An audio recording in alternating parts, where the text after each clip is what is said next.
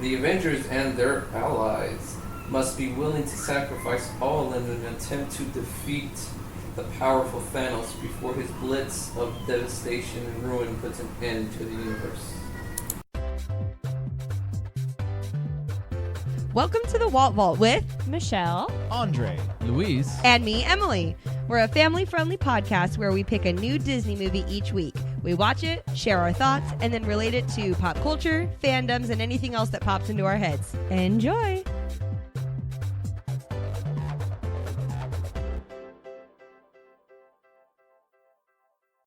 Hello and welcome to the Walt Vault, episode 75. Woo, 75. wow, Michelle really sounds like Luis. No, guys, that's me. It's just So me. this week we're talking about Avengers Infinity War. Yeah. One of my favorite movies, and definitely one of M's least favorite movies. This is true.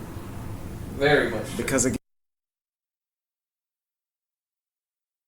For no reason. You can't just be throwing out my first impression. That was rude. Oh, you're right, I did do that. I'm You sorry. did. That was rude. What if that wasn't my real first impression? So what's your real first impression then? Go. It's a movie. all right. No, it's a good movie. There's a lot of good moments. Is it my favorite? Absolutely not. But it's good. Right. It's great. Interesting. Yeah. Let me finish M's first impression. Oh my god! She dreads this movie. It literally took us 4 days to start and finish this movie. Oh, really? We have two small children. Oh, like okay, it's that's a true. very long movie. Yeah, it did take me 2 days to watch it as well. That's not. It was mostly because she just was having a hard time trying to get And that. I was binge watching Stranger Things. Sorry about it. Hey, Stranger Things is pretty good. Yeah, it's really good actually. Yeah. Anywho, like he wasn't binge watching with me. We have one TV. You were complicit, dog. No, not complicit, because you could ask her the very first night when she's like, okay, we can pause it here. I turned to her and was like, Do you want to watch Average Things, or do you want Average to Things? Or do you want to watch it? no. I told her, might as well just pull the rest of the Band-Aid off. She's like, I'm tired. Okay. And then we postponed it for the week. Right. Just tired enough to watch 3 episodes of Stranger Things. That's no, right. we didn't watch anything after. That's what I'm okay. saying. No, I watched 4 episodes. I finished season 2. Don't listen. Boom. It's very good. Anyway, this week we're talking about Avengers Infinity War, the 2018 Marvel movie directed by the Russo Bros, written by Marcus and McFeely, Doing it up. starring everybody. They got all of the peeps out here for this one. I don't even know if it counts. Does it count? 2 seconds. I mean... Yes and yes. Well, okay, so like there are a bunch of people who are in it for just 2 seconds. Like Valkyrie, Meow. she shows up for a Oh, hot Valkyrie. sec, Yeah. says like 4 lines or whatever, and she comes back at the end of it. Right? She says something in this movie? Yeah, they show up to. Oh no, they don't. That's right. That's a different movie. Anyway, next. That's half. It is of a the part story. 1. Yes. Geez, in so many ways Man. that it's hard to remember what's what. Like, I think when we were rewatching this, Luis and I kept looking at each other and we were like, hold on. And then we were like, oh, like, Right. this is the predecessor to what we just watched. I have to like And- rewire my entire brain right now. I know, right? Because I watched Infinity War like a couple nights ago Mm-hmm. over the. program back to the other side. Yeah! Today I watched like a 5-minute video on like some behind the scenes stuff in Endgame, and now all out of there Endgame stuff. We're doing Infinity War stuff. Well, tell me, what's your first impression, Andre? My first impression of Avengers Infinity War. I remember seeing this in the theaters, and I just like lost my mind for 2 hours and 29 minutes. It was just. It was just as awesome. Wow. It was. These movies are so cool, and they're are so fun, and there's a lot of like deep character introspection, a lot too. You know, like it's hitting on multiple levels. And Andre Likey. Andre, like, Lou, what about you? I love this movie. It is the perfect, almost like I don't know how to almost like it is the perfect almost close of an era. Because obviously there's a second part to this movie. So that's it's why I said perfect part one. Oh yes, perfect part one to an end of an era. Yeah. Thank you guys for helping me formulate my thoughts. You're welcome. You No only problem. gave away my first impression inaccurately. Uh-oh. No, it was very accurate. yeah. Well, just so everybody knows, when the snap, spoiler, Michelle got snapped away. Yeah, so the reason that Michelle has not piped in on this particular episode is that Thanos made her literally bite the dust. Yeah. And she blipped. And she bit the dust and blipped out, okay, Pretty guys? much. So hopefully by next episode she'll be back. Yeah, we're going to have to do a lot of work to get her back, but... If the Avengers can do it, the Walt 3/4 can do it. Whew, a lot more daunting. Oh, man, we don't have an Ant-Man at all. Anyway. I don't have a rat to get Ant-Man back, okay? You know how I feel about those rats in Ratatouille. Oh, dude, the rats. The rats in Stranger Things. I just have a rat problem. After. So distracted. So this movie we don't have to go through the entire plot, Please, just no. because it's quite long. Like 16 pages of notes. Yeah, my notes are very long. Oh, I'm still scrolling. Okay, this movie begins with hey, you remember how the last episode we did Thor Ragnarok, everything? You know, they all.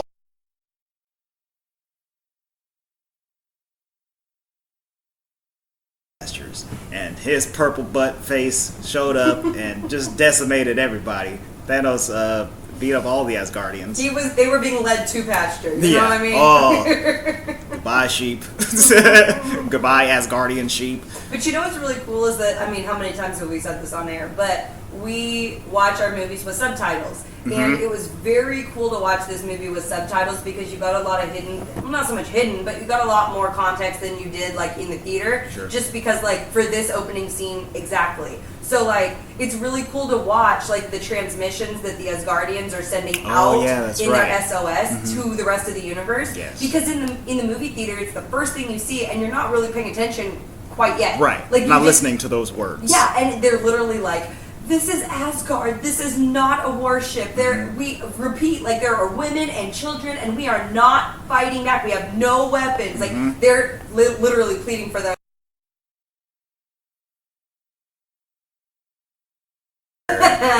The biggest, baddest guy. But it's actually really cool to be able to see that because I guess I heard it when we watched the movie originally and the second time, but this, like, reading it, I was like, oh, Right. that's really Yikes. sad. Yeah, he's mean. He's a bad. He's a big purple meanie.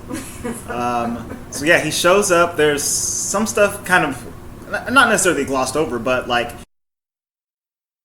the Power Stone already. The gauntlet and the gauntlet and the is it the Power Stone?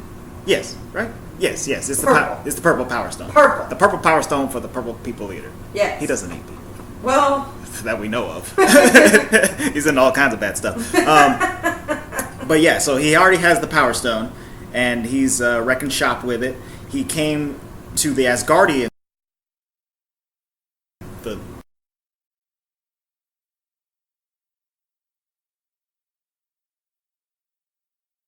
Asgard is therefore with the Asgardians. which is actually really fantastic because we had talked about this a little bit in last week's episode, but I was like, how did Thanos freaking know to go to the Asgardians? Like, how did they, like, why did they even end up there? Yeah. And it makes 100% sense because we saw Loki run in the throne room He said, like, of "Ooh." Odin, and he sees a little tesseract, and he's like,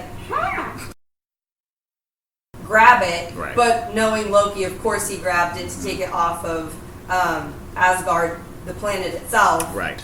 Took him with him, and I'm assuming it called to Thanos. You know, here's a You question think, I did have it in like mind. beep itself? Did Radar. Thanos Homing know? device. Well, obviously Thanos knew the Tesseract it was on Asgard because of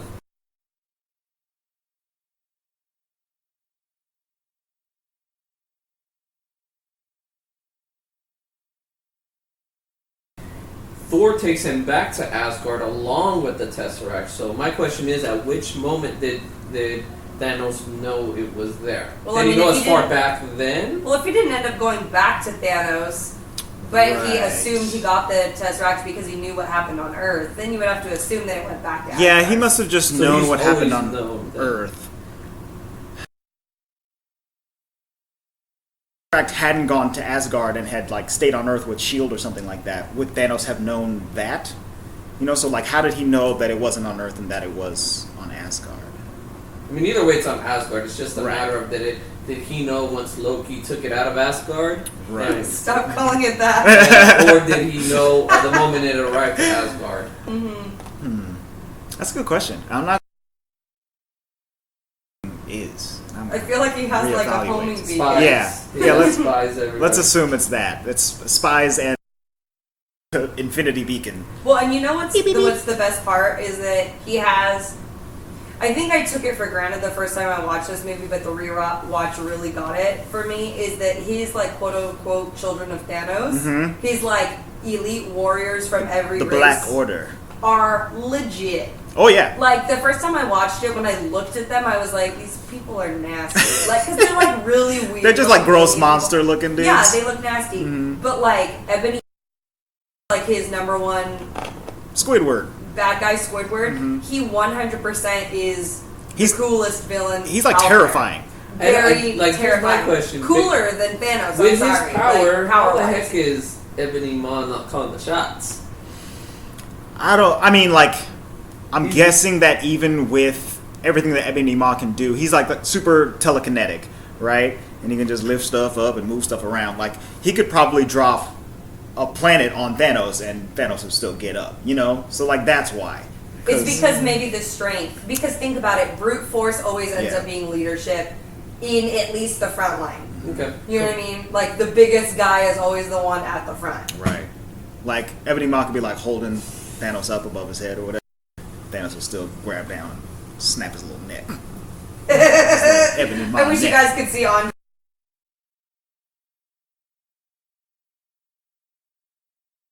Imposing threat For across sure. across all the galaxy. But I mean, the whole point of that though is that his Black Order is pretty legit. Yeah. Like all of them have really cool powers. But so then that leads us to kind of one of my first problems the first time I watched this movie, moving into Endgame, and we won't like do spoilers, but Sure. is that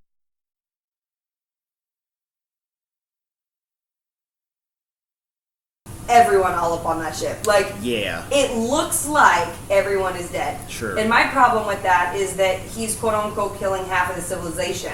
Right. But and then in Endgame you see the other quote unquote half of Asgard there. Right, yeah. So that's another thing that kind of got, I guess, is that they're calling that distress signal, but also, I'm assuming half of them evacuated in Yes, that moment yeah. before he boarded. they got out and took off while the rest of them remained behind, and that was Another theory could be that I just thought about. Maybe he did let half of them go. They just skipped over it. right. If there was a life pod on there, like, all right, you guys can go and get on a life pod and leave now, or else you will die. All I Right. needed was just one little like half of you are already gone and you Yeah. should be thankful for your sacrifice. Yeah, stop crying, Thor. I let the rest of your people Right? go. Like that would have been like boom, Yeah. shakalaka.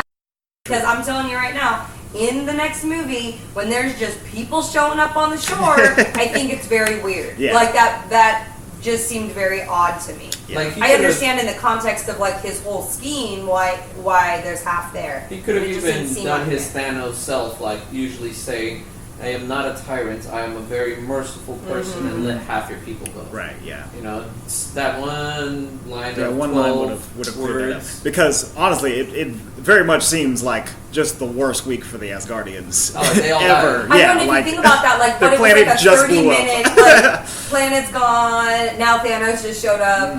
Seriously, sucks that to could have suck. all been within like the same day. yeah, Hella. right. Oh my goodness, Then his name isn't Sitar. What is his name? Surtur. Surtur. Then the planet. Yeah. The wolf dog. Fenrir. And now Thanos is here. Not Thanos. Funky names. Goodness All right. gracious. somebody just graduated from Asgard College, and they're like, I can't believe that this is the week that I'm having. Well, the good thing is his debt is gone. Like, Yeah, he has no it's student true. loans. There's also no life. You gotta look on the bright side, you know? He goes on Earth. It's no big deal. Yeah, no. I'm not going to go on with that's not happening. You know, the cool thing about this first scene, too, is that, you know, Thanos, without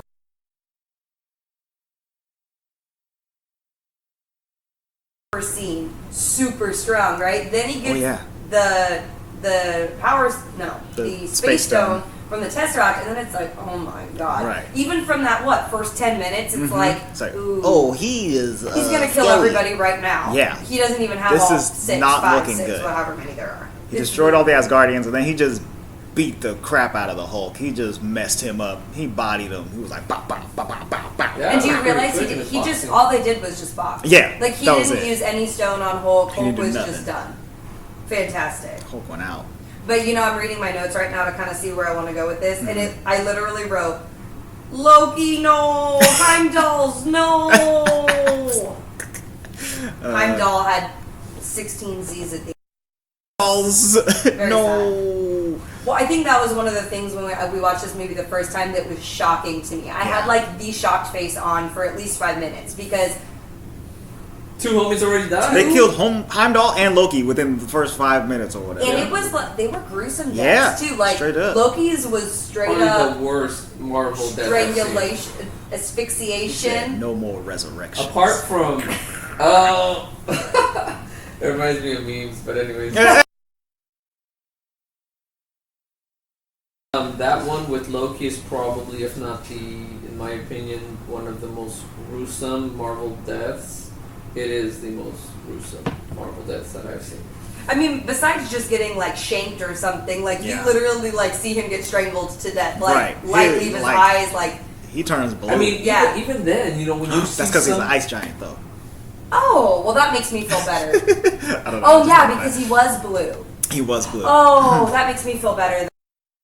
even then, when you still I see thought it was people, because he literally had I mean, no oxygen. I think it's a little bit of that too. when, But when you guys still see people who are, it still didn't like seem as gruesome as Loki's death.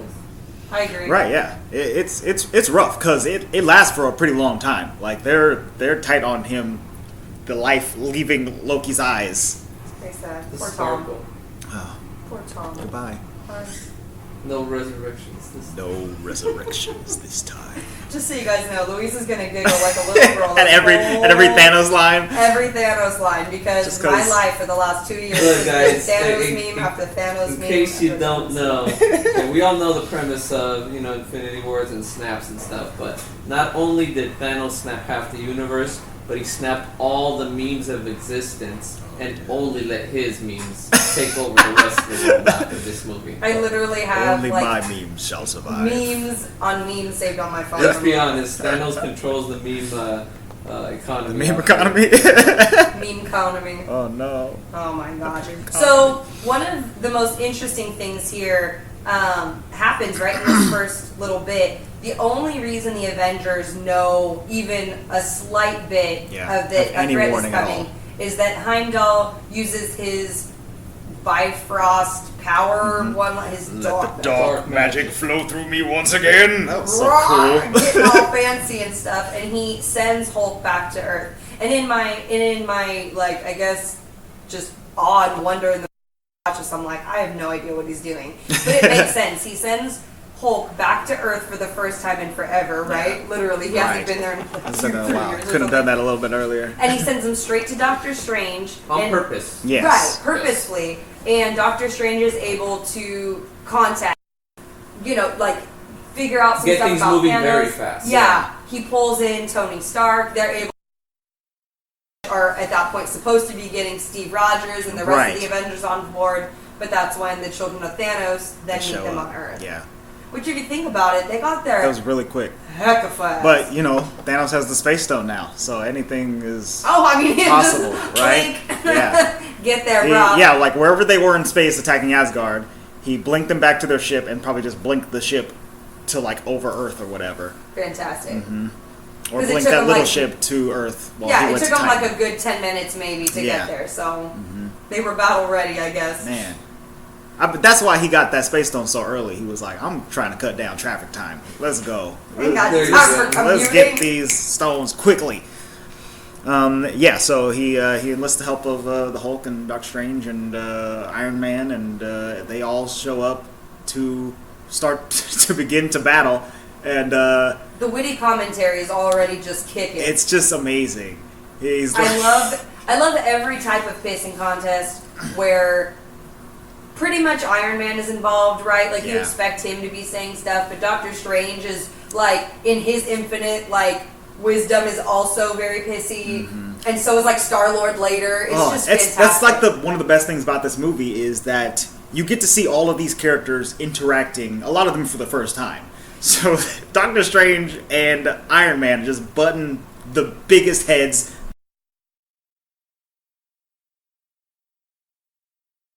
One of those They're things, like Funko the- Pops, just Yes. bashing against you know each what? other. No, both of them are like those two big rams that you see on the Discovery Channel, just bashing each other's heads for like Yes. 30 minutes until eventually one of them, freaking Passes out. cracks their, Their horn. their horn, Yeah. leaving the herd in defeat and shame. Are you leaning on the cauldron of blah, blah, blah? Yeah. It's like, oh, God. And then KP slaps his hand off. KP. Just so you know, in my notes it says, why is this inanimate object the best character? KB. KP. We'll get Yeah, to he that. shows up even more later. So But, they're all in the New York Sanctum. They're all talking about the Infinity Stones. Tony's like not necessarily surprised, but he's just kind of in shock that it's happening really, really fast. Yeah. And they eventually get to the point where they're trying to assemble a team to go and meet him. They bring up Tony brings up Banner. The Hulk brings up the fact, like, hey, just call Steve Rogers, get the team going, and that's where Tony Stark fills them in, saying the Avengers split, Yeah. and Some Civil War PTSD. oh yeah, big time. And then they're about to call him, even though Iron Man does not want to. When the children of Thanos, two of them show up on Earth. What are their names? Just too much. But I do want to say, they start running outside, they're getting excited, they're gonna at least assess the threat. And this is just a little, it's so not important and most people would look over it, but I think it's an extremely important character. Rear in the But the first thing Gets he there. tells Friday to do you remember what it was? He's telling them to block everything off and call first responders. Oh yeah. He's a good superhero. He's literally become like the world's shield. Yeah. Like, he has done such a good He, job. is the city. It's so weird. And watching that evolution over the movies has where he's got his suit that he can attach with his little wristbands or whatever. And then by the second Avengers, he has a full fleet of robots that just sweep cities and protect people and stuff like that. And now we come to this, and he has just satellites of stuff that are ready to come down at any second that can help him out with literally anything. It's just so fantastic because it shows, which I know that part of the whole reason he's so PTSD is because he's been having Thanos dreams and stuff. Yeah. But it also shows that he cares so much more about other people than himself, which is one of the things I really like about this movie, but that's also my biggest gripe with other characters in this movie, but we will get to that. Interesting. Yeah, so after Ebony Maw and Corvus Glaive show up. Really? That's his name? Wait, is it Corvus? There's Big old fatty There's thing. two who I don't know their names. I don't know the name of The girl? No, the girl is Proxima Midnight. Squidward is Ebony Maw. I don't know if the big guy is Cole Obsidian or Corvus Glaive. That Corvus Glaive, he might as well have been named Colton Blake at that point. 'Cause it's pretty non-alien, if you ask me. Corvus Glaive. I think that's who it is. I think that's the big guy. So they show up, and Iron Man is really trying to encourage the Hulk to show up and get into it. get battling, and Banner, he's just the well Hulk blocked is up. just happening. Yeah, real he's just hard. like, nah, I'm not dealing with any of these dudes no more. Too good. I'm done. It's too good. But this, I'll share it now because this is the first instance of a problematic portion of this movie. Is that I feel like in some instances there is fantastic acting from some of the actors, and on another end I feel like the acting is literally just reading the script, like not even working it. But for me, from one character, overacting, and it's Doctor Strange. I'm just giving me faces like Emily. You're No, I wasn't figured out. I'm sorry. I cannot stand the way Doctor Strange talks to his movements in this movie. How I wish you could see what I'm going to do, but it's like, I am not going to do that. Like he literally emphasizes as he's moving his arms, and I'm like, oh my Speak god. for myself. It's badly like choreographed. He doesn't have to talk like that. It's Yeah. not. It emphasizes it too much. And the reason it bothers me is he's such a good actor. Like Yeah, you it's don't have interesting. to overdo it, dude. You know what? I think he was told to do it that way. Yes. So that's not at Benedict Cumberbatch's.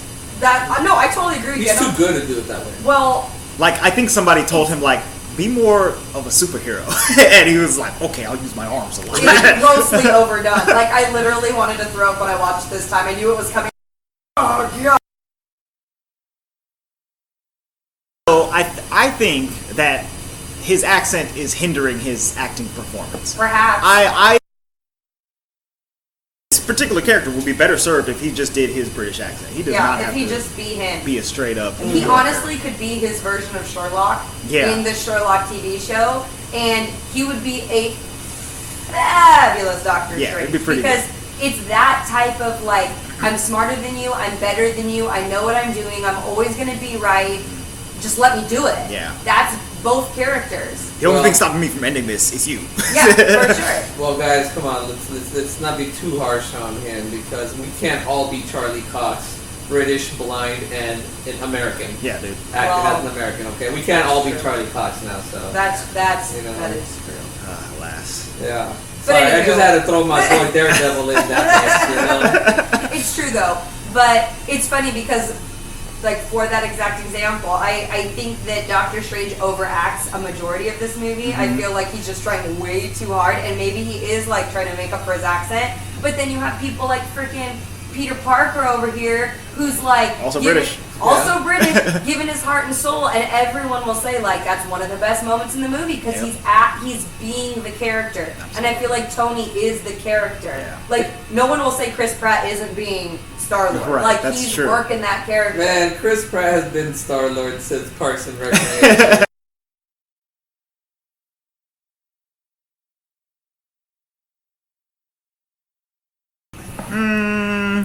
Wong, played by Benedict Wong. The best thing. Which is very Two funny. Benedicts in one sanctum. I have to find it.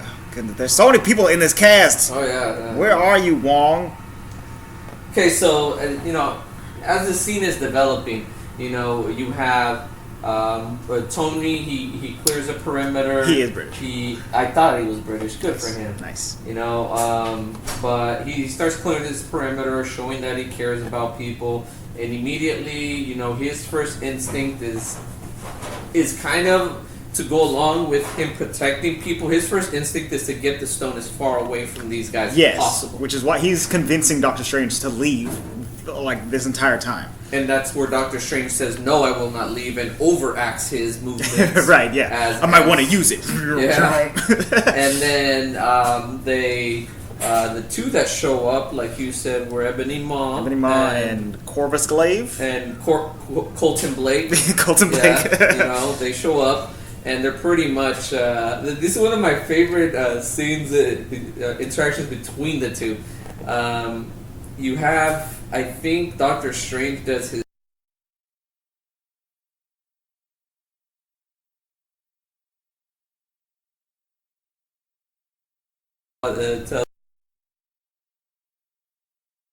Cumberbatch, does this chattering animal speak for you? I thought that was, you know, pretty Chattering witty, animal.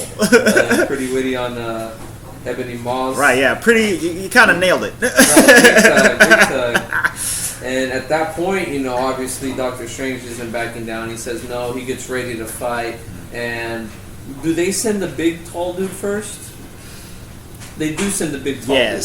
Yeah. And that's where Tony tries to get the Hulk involved, and he doesn't. So he, dude, you're embarrassing in front of the wizards. Yeah. So he eventually just turns into Iron Man using his what do you call it? Nanobots. Yeah. The nanobots, which is really cool. So they're all essentially microscopic robots. Yeah, they're like probably maybe a little bit bigger than like a cell, something like that. You know, they're like tiny, itty bitty, and he has them all housed in that housing unit that's now on his chest. They just spread out and can change at will, just from his like thoughts. He gave himself superpowers. It's nuts. That's pretty cool. You know, it's so awesome. He just has a skin that just melts over his body and has lasers that shoots out of it. Pretty legit. Yeah, I want it. You know, so they start fighting, and then you know, I don't. How do we get to the point where Tony gets kicked out of the scene? What happens? So let me see here. I believe that Doctor Strange teleports Bruce Banner away. Yes. And then Iron Man is fighting Corvus Glaive. And I think he just knocks him into like next week. Yeah. Because Corvus Glaive has this weird, like retractable, expendable chain thing, and he knocks Tony out into, I believe it was the middle of the park. And then by that time, Spider-Man. Skip past this, but the moment where the children of Thanos show up to New York, and you know Tony and Doctor Strange are going to go investigate, you get a cutscene where you see Peter Parker, Spider-Man, all of a sudden his Spidey senses kick in, you know, and he sees that it's an alien, and pretty much he just suits up, and then he goes towards the danger. Yeah, that's the Stan Lee cameo in this movie. He says, oh yeah, what, you kids never seen a spaceship before? Yeah. And then fast forward back to the scene where you know Spider-Man ends up showing up and he's helping Tony, and that's where you really get a glimpse of his strength. Yeah. Like, geez, he threw his like little hammer chain full force, and Spider-Man just got in front of it. Like, it's nothing. He's like, "Hey guys, hey, what's up, Mr. Stark? How's it going?" And you know, prior at the same moment, you have Ebony Maw and Doctor Strange fighting, and pretty much, you know, superiority in terms of his psychic abilities and what he could do. And he has him kind of trapped, and he's trying to take the Time Stone from him, but you know, he has a spell. Yeah, Doctor Strange put a spell on it, and pretty much he can't do much. He can't take it off of him as long as he's alive. Right, which is nice for now. I wonder what would happen if Doctor Strange had died, though. Like, if he had somehow killed Doctor Strange, would the spell have just broken? Like, that's how magic works in, like, Harry Potter stuff. But I don't know if Doctor Strange could create, like, an everlasting protection around the thing around his dead neck. My theory is you kind of have to have, like, I guess, like a... died, the stone would have... It's almost like a... if this, then that. Mm-hmm. You know, like that app? Right. If Doctor Strange dies, then the Time Stone does X. Like the Time Stone goes to Wong or something or like that. Or the Time Stone gets sent into, you know, a dimension. Right. What do you or call the those Time dimensions? Stone fries your hand off. Yeah, that too. That's what I was thinking. Yeah. Something super nice and violent. Yeah. But to the point where even if you kill him, you won't be able to get the Time Stone. Right. Yeah, because your hand like burns off. No. Your face burns off. Or you could just die. Yeah. Your whole body singes. And at that point, couldn't he's imagine like, Ebony Maw fine, getting any uglier. I'm not gonna kill you, but you're gonna wish I did. Right. And he ends up taking. At that point, he was knocked out. Yeah, he puts him to sleep and then curls him up and tries to take him away. KP shows up. And the best character is who ends? KP. I like how we're all calling him KP. Like there's The cloak of levitation. No, his name is KP, and he's the best character in this whole movie. Yeah, he's because pretty he's awesome. up in here, literally, intuitively saving Doctor Strange from being like sucked into like this spaceship, and then he has like an inanimate object conversation later on in the movie. Like this cape is on it. The cape is wild.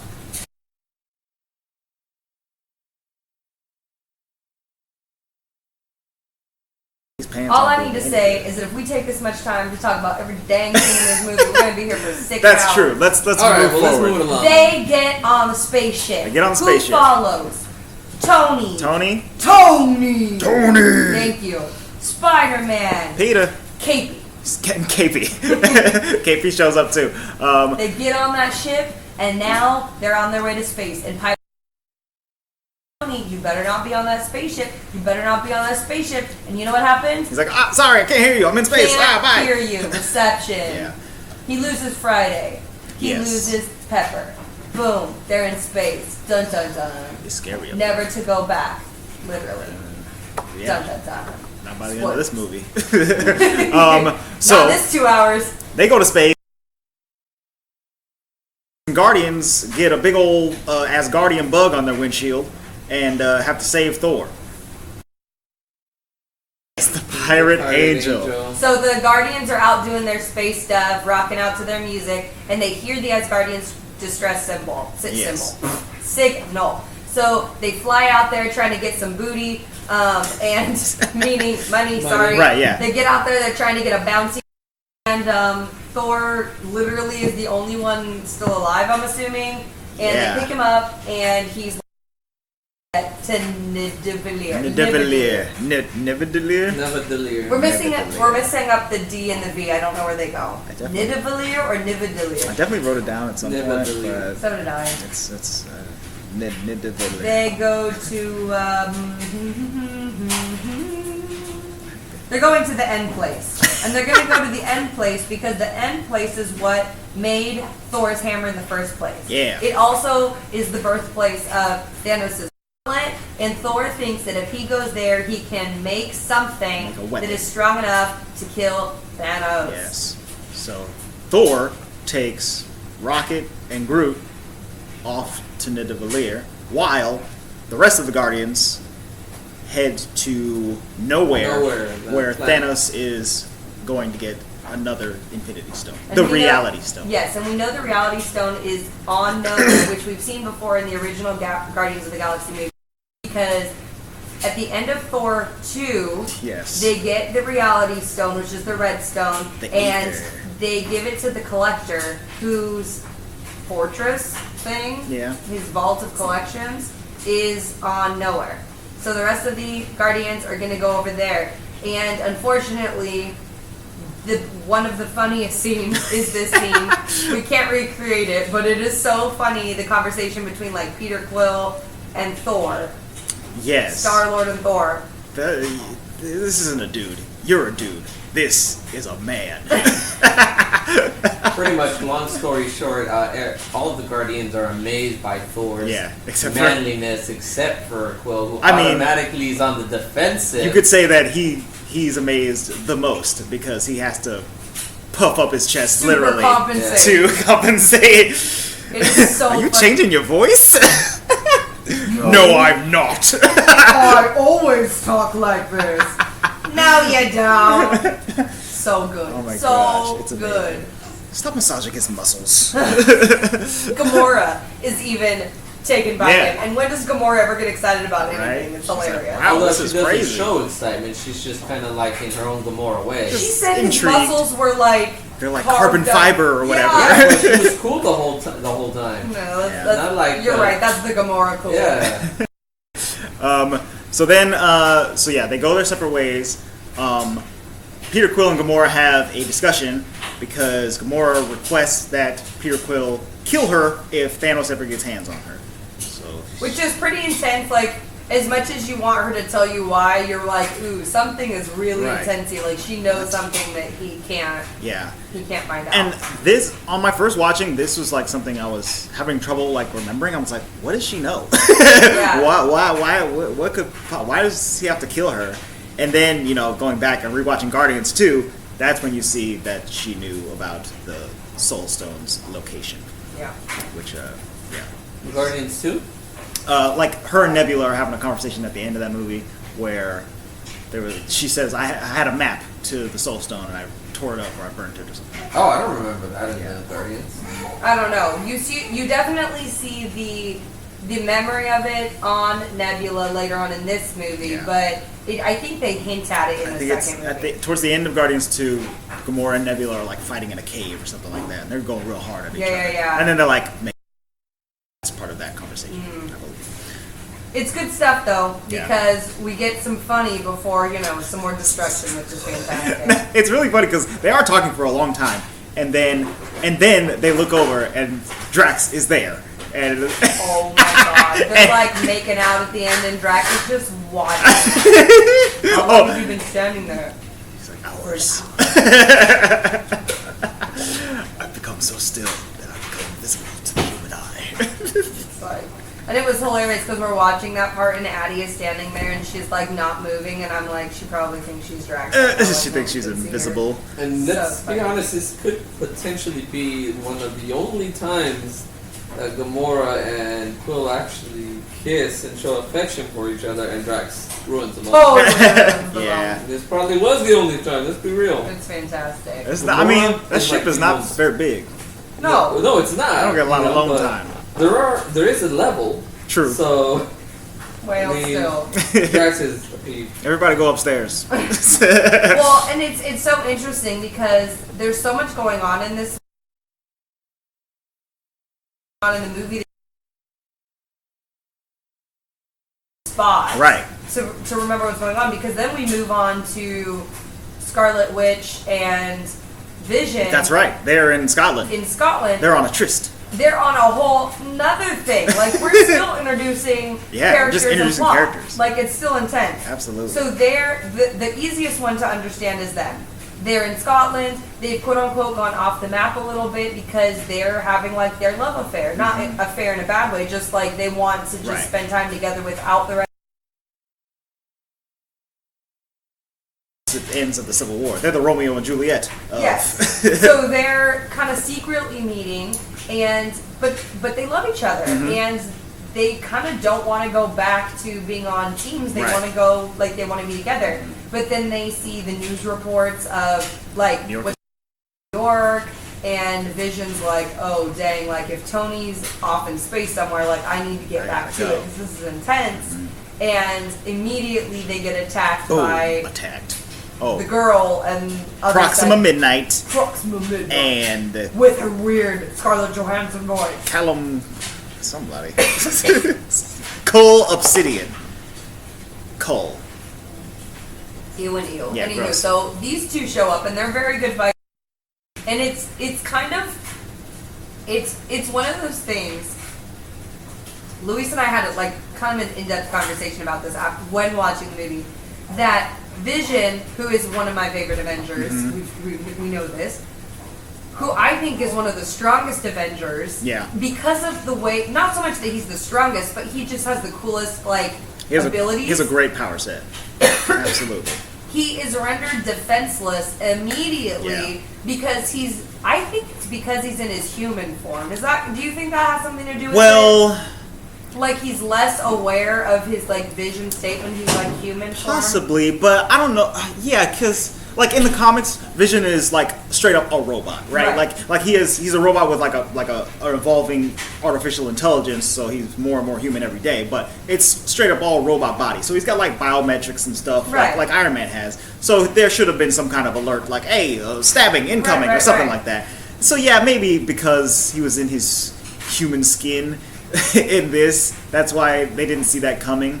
But also, I think it was just lightning fast. Yeah. Like, I think they got beamed down and it was a knife directly to his back. Yeah. Did it look like the Chitauri sword, kind of? It kind of looked similar to that, yeah. I wonder if that guy, Cole Obsidian, maybe... Is it Chitauri? Or he looks kind of ugly to be... he could be a like a high-level Chitauri or something like Yeah. that. But either way, they immediately take out one of the strongest Avengers. Yes. Like, just for this, like you said, the skill set that he has. So he immediately is pretty much taken out of battle. Like, he fights them off a little bit, yeah. But, like, for 3 minutes, and then he's done for the rest of the movie. Wanda has to pick up the slack. She does, and she does such a cool job. She has some sick powers.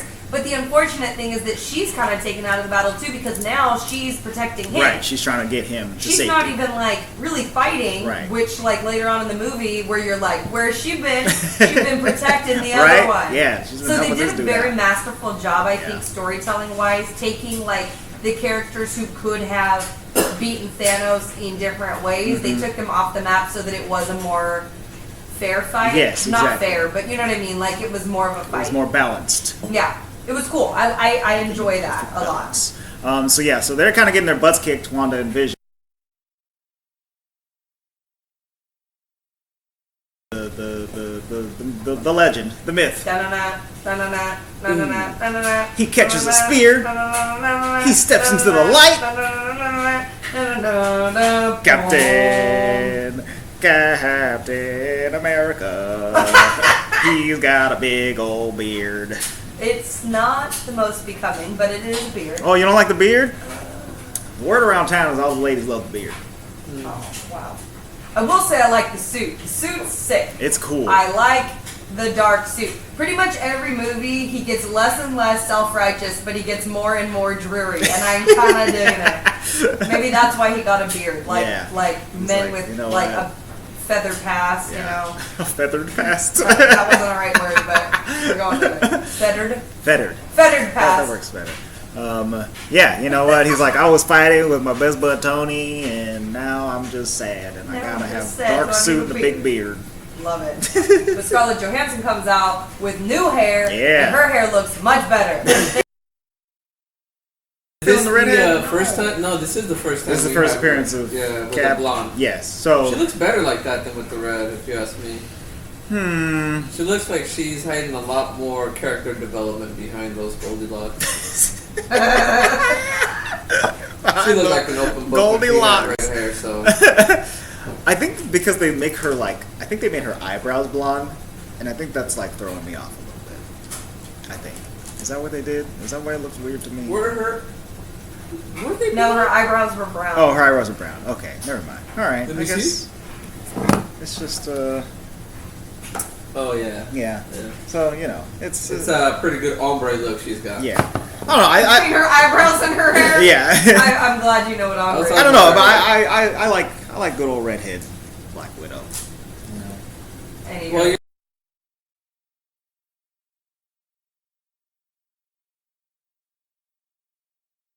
And She was. Sam, the third wheel, coming in clutch, He's as there. usual. He's hanging I out. love him. He's flying. He's just He's shooting. getting his wings He's flipped. doing some stuff. you know, the way he sees it is like, the longer he leaves Captain America and Black Widow together, the closer they become. But the longer he's around, eventually becomes Captain's boy. It's true, and he does. It's a-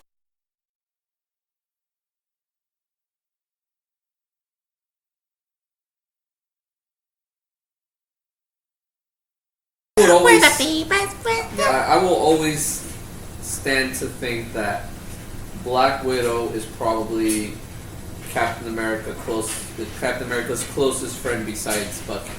You know, they make it seem as if it's Tony, but in reality, Oh, it's I don't definitely think it is. not no, I don't think at all. They butted heads the entire time.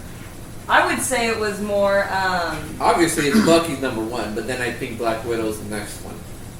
I don't even Well- think Sam is as good of a close a friend to Captain America than Black Widow is. I think Sam and Black Widow are on the friendship level pretty close because, like, in Winter Soldier, you know, he doesn't trust Black Widow until basically they meet Sam, and then you know he's getting buddy with Sam, and then he's getting buddy with Black Widow. So I think their friendship level is around the same, maybe. I think that he just has different trust with both of them because True. they have different backgrounds, they have different skill sets. I think that just for him, it took him to trust this Black Widow a lot longer because of her like Spy past. fast. Yeah, her.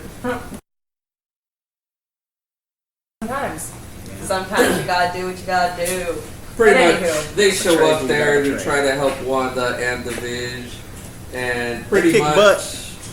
kick butt. They Yeah. beat him up. They kick butt, but realize that Vision needs some serious help that they're not gonna get in Scotland. I know where we could go. Boo-doo-doo, boo-doo-doo. Not yet. Oh, that's not it yet? No, not yet, not yet. They were gonna go. They go back to New York, Oh, that's upstate. No, but you're right. They're Yeah, almost they there. go to the compound. All right. They just have to go everywhere first. But you know what? I do just have to throw this out here. We don't have to talk about it, but it bothers me, and I think I said this in the last movie, but every time Wanda comes on screen, she's less and less Russian, or less and less Sokovian. Yes, And you it's know, so annoying. she's been living in New York for a while, so she's really She's just in adopting. Scotland. Oh yeah. Whatever. That adopting is- some different accents. That's one thing. If we could go back and change, I would want to do this for M's, but I definitely would want Wanda to keep her slightly Sokovian, really Russian accent. But just because it added to the character. Yeah, that's true. It added to the difference in her character. Yeah. I don't miss it too much, honestly. Just because from the comics, like Wanda and Pietro, they're like basically American kids. You know, their dad is Magneto, the mutant. Mm-hmm. So they're little mutants. But yeah, they're not from like some crazy foreign country. They're Jewish. I mean, that would have been cool. That would have been cool had they started off American. But if the Marvel Cinematic Universe decided to make them Sokovian, I mean, let's Yeah, keep that's their true. accent, you know? I didn't know she was an Olsen either.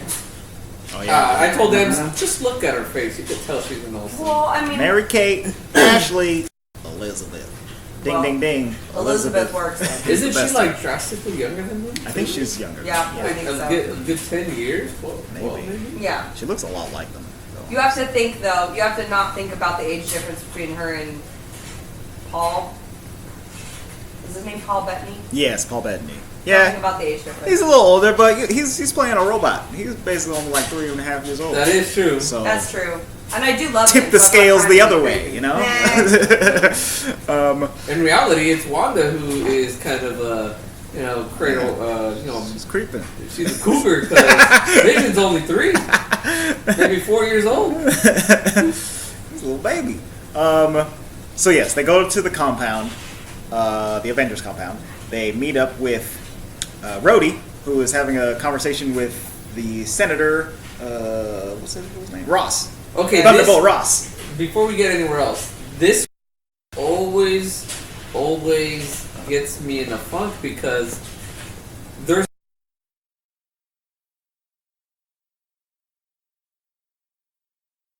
the exact same guy. It's the exact same guy. Different actor. No, same actor. William Hurt. He played Thunderbolt Ross in The Incredible Hulk, and then he reprised that role in Captain America. Civil War. Yeah, you sure? Mhm, yes. Now you might be thinking of the other Hulk movie that came out before The Incredible Hulk. The That one- was a different guy. The one with Eric Banner is Yes, the one with Eric Bana. Banner. That's not MCU at all. But isn't that what? No, that was The Incredible Hulk from 2011. With Edward Norton? Yes. So in that scene that you're talking about, it's Robert Downey Jr. talking to William Hurt about the Hulk and the Avengers. Oh, perfect. Never mind. Full circle for me then. Yeah. Cool. So my All right. my slight issue is that Ross is there, or not there, he's hologrammed in, but he's talking to Rhodey and the other Avengers show up, and then he gets hung up on. But then Bruce Banner, he like walks out, and I really wanted them to have like some kind of interaction. I wanted him to see that Yeah. Banner was there, and I wanted him to have an opinion on the Hulk in that that's, moment. And that's funny because like right before that, when they walk in, he's saying, "Where's everybody? Where's Vision? And he brings up the Hulk immediately. Yes. I think he's like the first thing he brings up, and then he asks about Vision and everyone else. So yes, that's as close as I got to a Hulk Ross. I would have liked a little bit of kind of like they Up stare and each other eyeball down. off. Yeah, Right, they yeah. stare each other down. Then you got that. Like the Cowboy Showdown. Yeah, I know exactly what you were trying to do. It was fantastic. And then they continue on. Yeah, and then they hang up on him or whatever. Yeah, so they get there, they meet up with Rhodey. Rhodey's like, all right, you guys are cool now. I'm not against you anymore. The Civil War's over, even though that dude that's hurt hit my back and hit it good. He got over it. It wasn't his fault. Well, yeah, that's true. He missed. What happens then? Well, then, so they're taking them off to Wakanda. That's the idea, because there's That's right. nowhere else on Earth that they can get Vision fixed up. But in the meantime, we see all the Guardians make it to nowhere, and that's Yes. when we see Thanos and Gamora interact for the first time.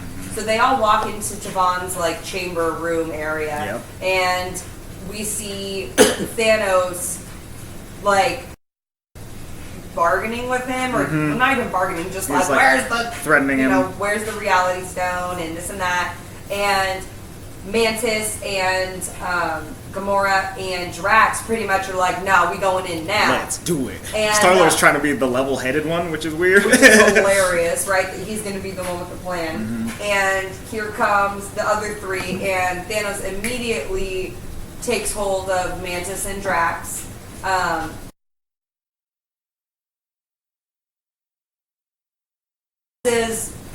What does she do? Cut his throat? Yeah, well, I don't think she cuts his throat. I think she did something very nasty in his chest or something. I don't know. She kills him. Yes. She kills him. She messes him up. And he falls over and she starts crying, and you're like, whoa. Oh, snap. Okay, What is like happening? we going there. Yeah. How's Thanos gonna get out of this one? Yes.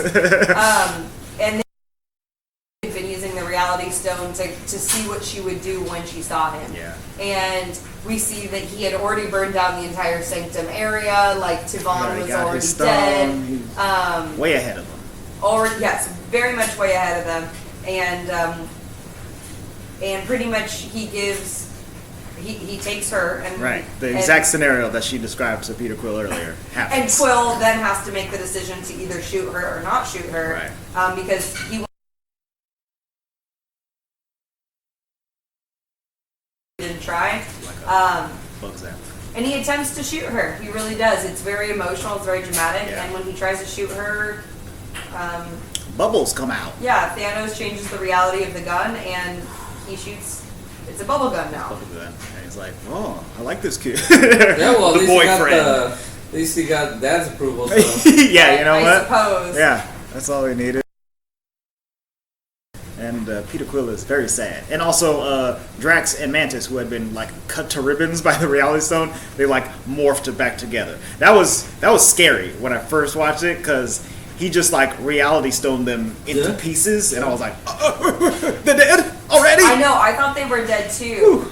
But I think that these moments, when you think about them, are pretty poignant. So he like cubed up Drax, and Mantis like unraveled like a ribbon. bowl of ribbon. Yeah. So it was really interesting, because in my mind I'm like, why didn't he just kill them?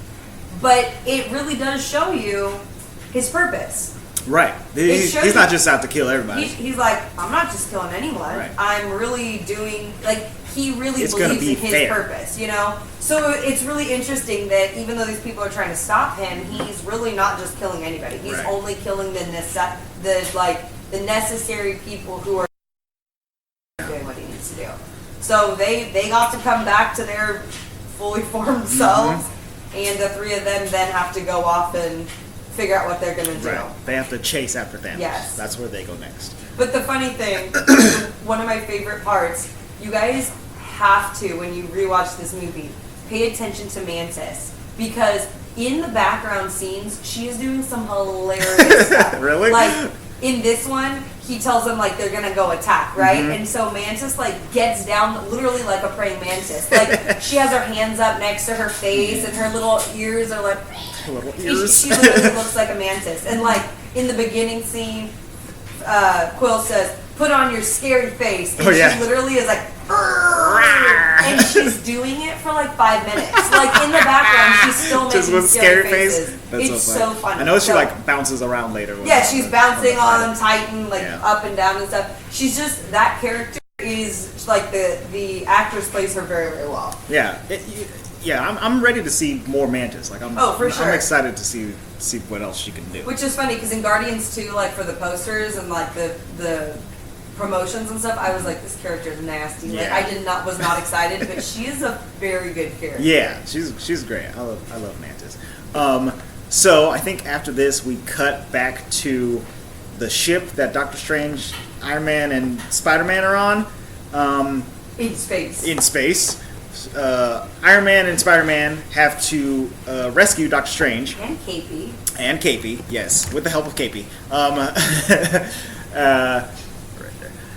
And they have to do so by using a pop culture reference. Spider-Man goes, "Hey, did you guys ever see that movie Aliens?" And then they show up, they distract Ebony Maw, they bust the window out so that Ebony Maw gets sucked out of the window using the force of space. And let's be honest, there was like no other way they were gonna get him. Like that was the way. Like good for them. Yeah, if they weren't in space, I don't know how they would have taken him defeated down. him, yeah. Yeah, because he is quite powerful. Quite. So that was fantastic. Yeah, that was cool.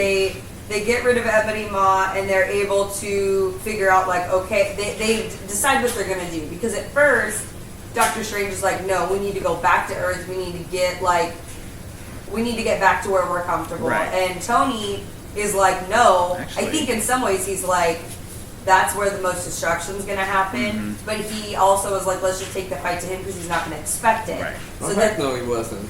There's no way he was expecting that. No, Yeah. definitely not. But I think that he was also like keeping the bigger picture in mind, because he didn't believe he was going to come back, I don't think, at that point. Yeah. You know what I mean? Like, of course, Tony's always going to be like, yeah, I'm coming back. But I Right. think that he knew that was kind of a It's lie. like, this is the nightmare that he's been having. Oh, for years for and sure. years and years. So they decide, okay, well, we're going to make it wherever this ship is headed. And Doctor Strange agrees, but he's like, if it comes down to the Time Stone or you guys, Time Stone is my number one priority. Yeah. And it sounds really mean in the moment, but when you think about it, that literally is his job. Yeah. You know, Tony's job Smart. is to defend people, and Doctor Strange's job is to defend the Time Defend the Stone. Time So I Stone. mean, And the Sanctums. and the Yeah, Sanctums. the Sanctums. Well, But Sanctums Wong's is a got little it. far away right now. So, Yeah. Wong's got it. Yeah, I mean, Wong. I love Wong. Wong's cool. Beyonce. So they decide to move forward onto Titan. They land the ship. They they don't land the ship. I think Ship crashes ship crashes, and then the Guardians show up. into the ship. Yeah. Yeah, So the that makes Guardians you show think up that the because they Guardians want to were go there. find Titan. Right. They want to find Nebula. They want to find Gamora, and they think he's on. She'll be on Titan. Yes. Because But- remember, we skipped the scene where Nebula. They just haven't gotten there yet. Oh yeah. Yeah, because we're jumping around. What do you mean? Thanos Well- just took Gamora. Yeah, Thanos hasn't quite made it to Titan yet, because he takes Gamora back to his like mega ship before they go to Titan, and that's where they end Yeah. up seeing Nebula. Yeah. Yeah. And then the reason why the Guardians are there is because Right. So that's how they got there. Nebula escapes the crazy torture device that she's in, and then goes to signal everybody else. But this is also after Thanos has gotten the information about where the Soul Stone is out of Gamora. And he honestly is a master manipulator. Yeah, he's tactical. He's very good for being.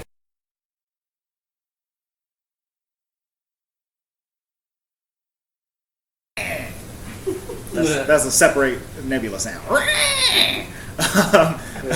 Oh God. So yeah, the Guardians show up on Titan. They interact with the mini Avengers team that's there. They have a big old fight where your eggs in me! Don't lay your eggs in me! Dude, Guardians fighting mini Avengers is fantastic. That's one of my favorite scenes when they have that little Mexican standoff. What is it? I don't know who starts it, but Where's Gamora? Well, who's Gamora? And then Drax is like, "Why Gamora?" You know, and then like they kind of are trying to figure out who's on whose team, and then Doctor Strange is like, "Who is your master?" No, what master do What you master do you serve? serve? And Peter Quill's like, "What, you want me to say Jesus?" And then that's when they kind of figure out that He's like, you're from Earth. He's like, yeah, I'm from Missouri. Yeah, That's on Missouri. Earth. and that's where they kind of like come to conclusions that they're both having We're all on the they're same both going to team. fight the same person. But one scene in that I really like is pretty much he's like, don't shoot my Spider Boy or else I'm going to shoot this guy. And it's Iron Man has what's his name, Drax at his gut, at the side of Quill. Do it, Quill. I can take it. No, you can't take it. You're gonna die. Well, and Doctor Strange is like, no, you can't take it. I can take it. No, you can't take it. I thought that was funny. Drax is so funny. Dude, I'm so happy that the MCU decided to pick that type of road with Drax, because he could have easily still been the serious, I'm not fun.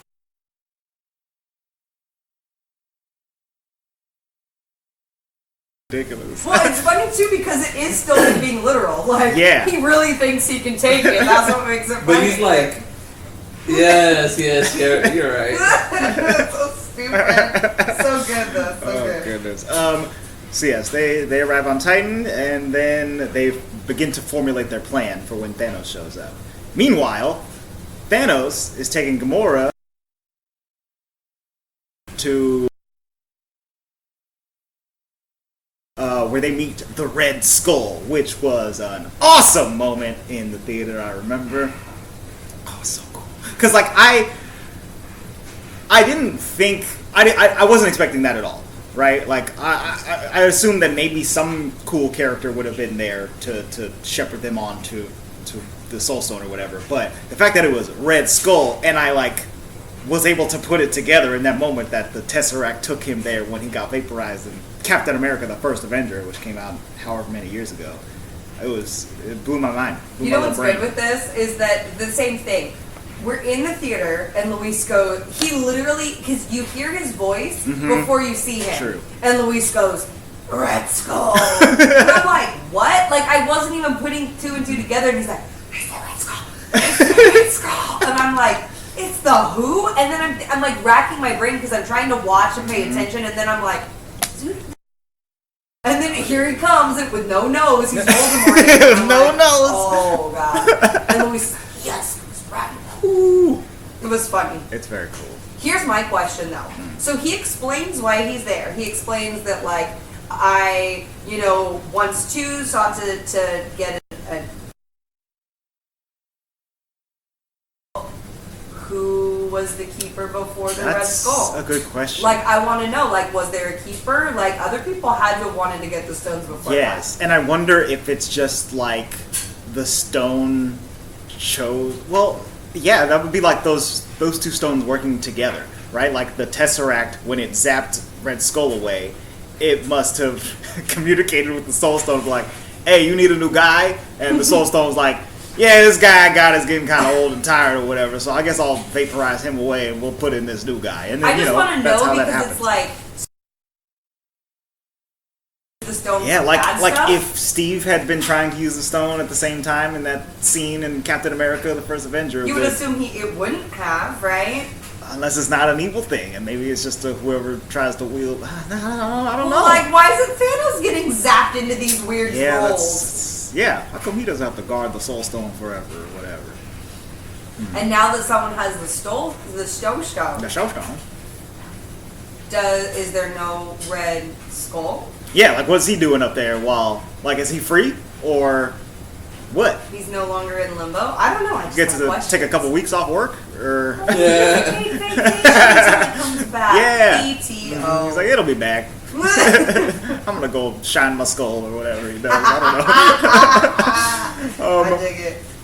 Okay, yes. So Thanos, he pulls the trigger on doing what he has to do to get the Soul Stone. It's fantastic though because this whole scene, pretty much, long story short, is Gamora.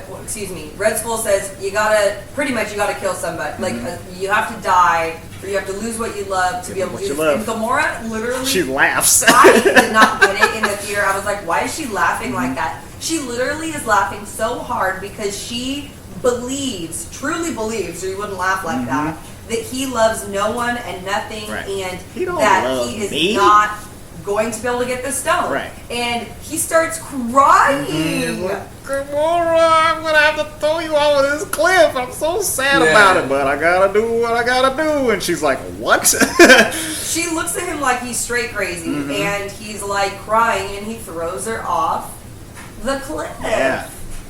And It was a good moment. You want to know why it was a good moment? You'll agree. The music in this, the score in this scene, which they reprise later when the snap happens, is haunting. Who's doing this stuff? In the best way. It's Mr. Alan Silvestri. Well, Silvestri, you used those silver notes and you tinkled into our souls. Thank you. It was beautiful. Silver tinkles. Silver tinkles. It was fantastic. Yeah, it was like a beautiful scene, a beautifully tragic Oh, very scene. much so. Her falling like in slow motion, and you're just seeing her face as she's like realizing like I'm dying right. And the reprise of this scene in later movies. Yes. Okay, whatever, no spoilers, but the reprise of it is done just as beautifully, but with enough difference that it's not like, oh my god, we just saw this. Right. Yeah. So they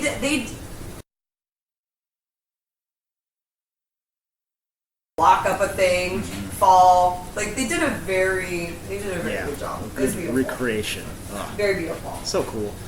So she did. She did. Thanos has another stone. He's now up to 4, I believe. And in All the theaters, knuckles. my mom goes, "She is not dead!" And it's so funny, too, because my mom still hasn't seen Endgame, and she's still convinced that Gamora's coming back. Okay. And I'm like, Mom, think about it. She dead. She didn't, like, die with the snap. Like, Right. she dead. No, she's not dead. No, Mom. Her soul is gone. It's like when Sirius fell through the veil. You know what I'm saying? Fell through the veil. He's gone. He's not coming back. There's nothing we can do. You're gonna So be sad. for the rest of this book, Harry. Even though you were sad through the whole beginning of the book too. Anyway, That book. moving on. So he just trips over a cloth and he dies? It kind of. Yeah, basically. Uh-huh. Yeah, he just kind of falls into the archway and just is dead. It's like the doorway to death. And it's a one-way ticket. So if you I know? were to stand in front of this arch, I could see to the left of it and to the right of it, but somehow if you go in between it, I die. Yeah. 100%. And if you stand half and half, then half of your body is dead. No, I don't know. I just made that up. That would not make Half a sense. dead You'll have foot. to ask J.K. Rowling. Yeah. Yes, we're talking about Harry Potter again. Sorry. Alright, back to the MCU. Okay. So yes, Thanos has the Soul Stone now. Stones. Time is on Titan, so that's where he goes first. Mind is on Mind is on Earth, my man. and on Earth, they're taking the Mind Stone to Wakanda.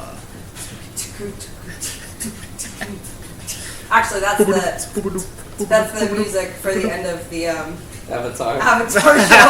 It is. Anywho, doesn't Anyway. matter. But yes, they go to Wakanda. And this is my second. Why did they have to make Black Panther? Black Panther. He's pandering to somebody. He's cheesy.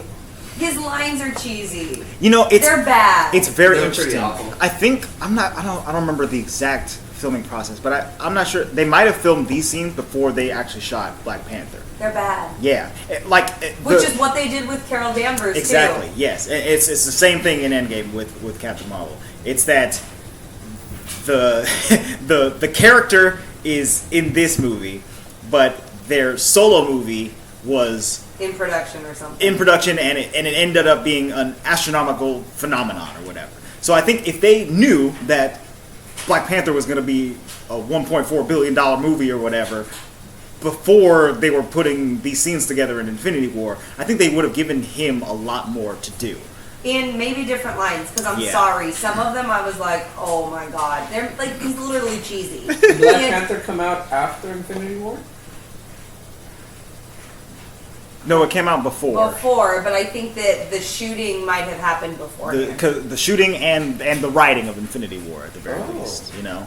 Just because that movie was so much bigger and it Yeah. had to have been in And, production. and for their much their longer. schedules had to be, T'Challa's in the suit already. All right, let's get him over here Get to over shoot here, some bro. scenes. It just, I don't know.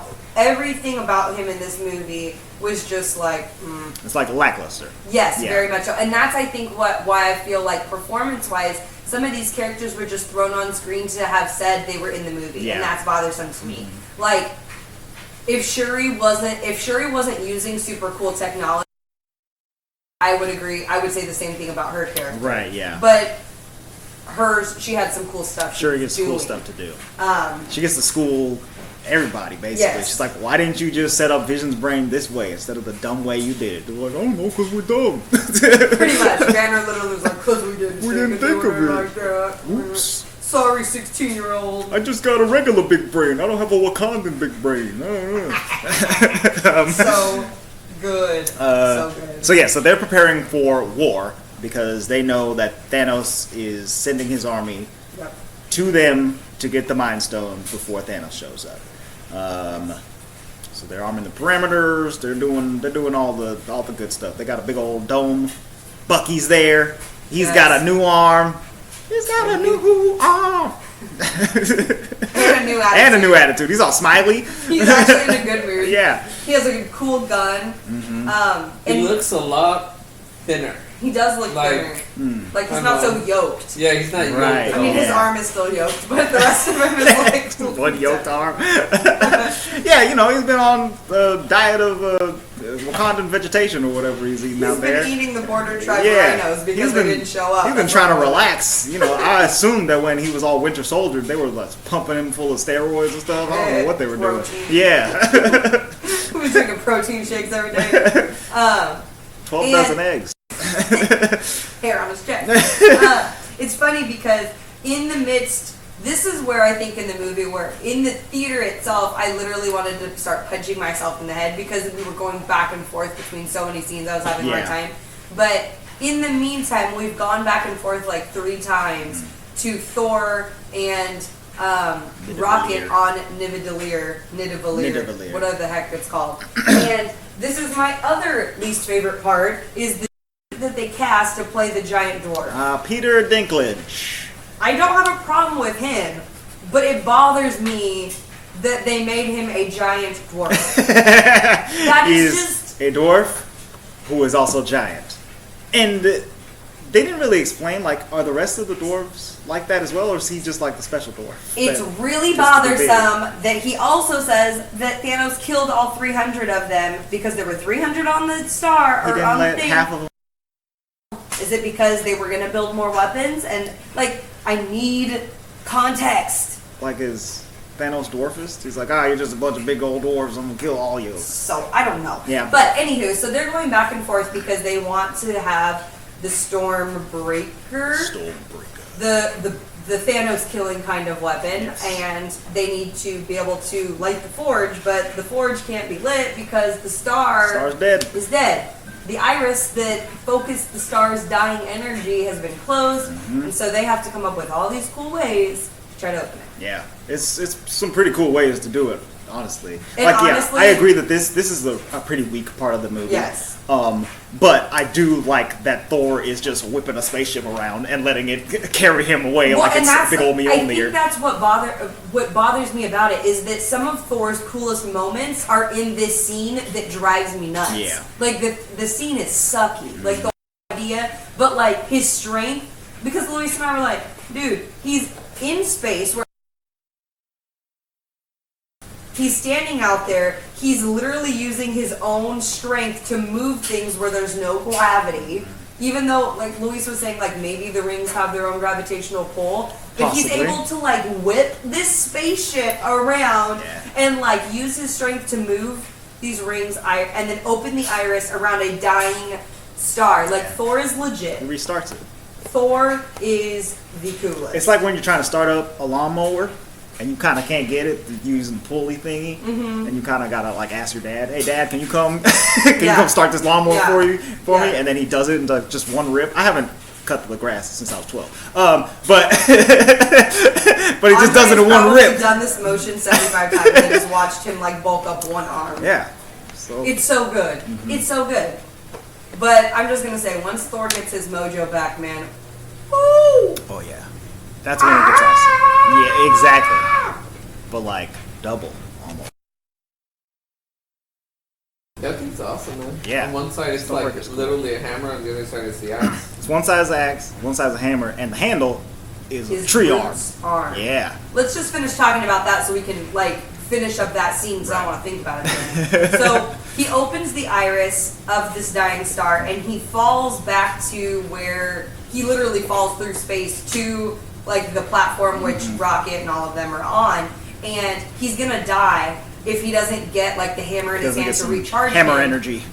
And so they can't find the handle for the X, can't find it. And Groot finally does something in this movie. Yeah. He willingly gives his arm, and Luis said that he read this, and I think Andre, you had corroborated the story, that he willingly gave his arm or a piece of himself to complete Stormbreaker, and because of that it actually made it stronger. I think so. Yes. I don't know a ton about Groot, but he's more than we know this. He's taking bullets. He's super durable. He's an ultra tree or He whatever. Kinda saved is them in like the first movie from like vibranium, but in the in the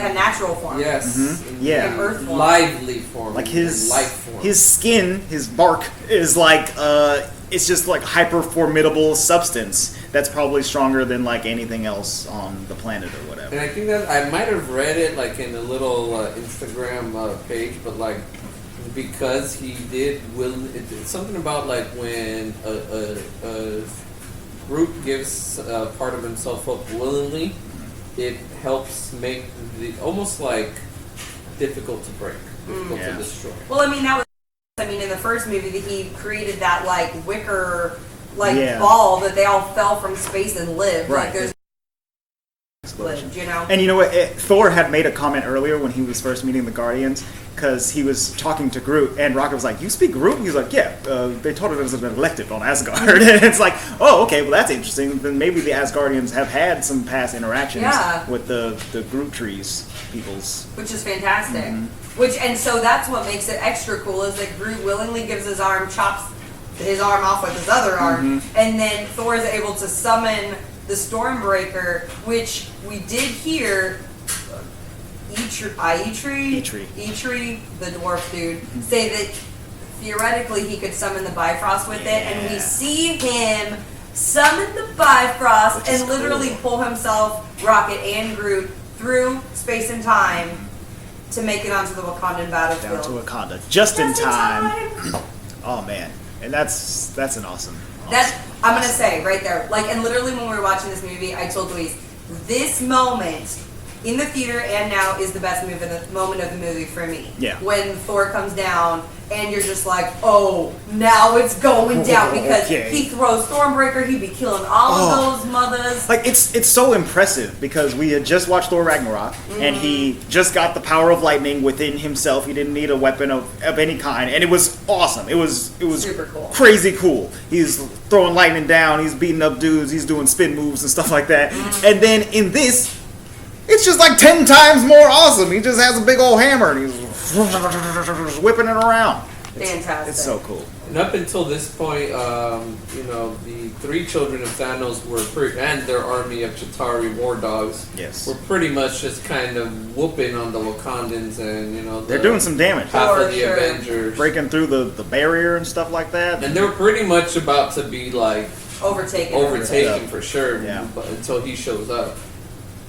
I do love the beginning of that fight scene, though. Luis and I were laughing because you see everyone, like, all of the Wakandan tribes are there. You see, like, the Hulkbuster. You see, all of the Avengers that are able to fight and everything. And they start running, right? They start running towards the barrier, and they're running. And I'm like, oh my God, Lou, look at how fast Meow is. What's his name? Black Panther. How fast he is. But then, like, you literally see Steve Rogers, like, running, and he passes him These up. two show-offs, they're just like, bye everybody. They're running so fast in comparison to everybody else, and then they both, like, jump. And they jump, like... They, like, clear a ravine or whatever. Oh my goodness. Like, these show off. And, like, I wonder, the Black Panther gets his power from the flower. Yes. And Captain America got his power from the serum. And I kind of thought to myself, is there a potential, a possibility that part of the ingredient in that serum could have been from this flower? I'm 100% on headcanon with you on that. I want to believe so. That's what I want to believe as well. Because their powers are so similar that it makes perfect sense that their abilities came from the same thing. Yeah. You know. I would have liked that, like back when we were watching the Captain America first event.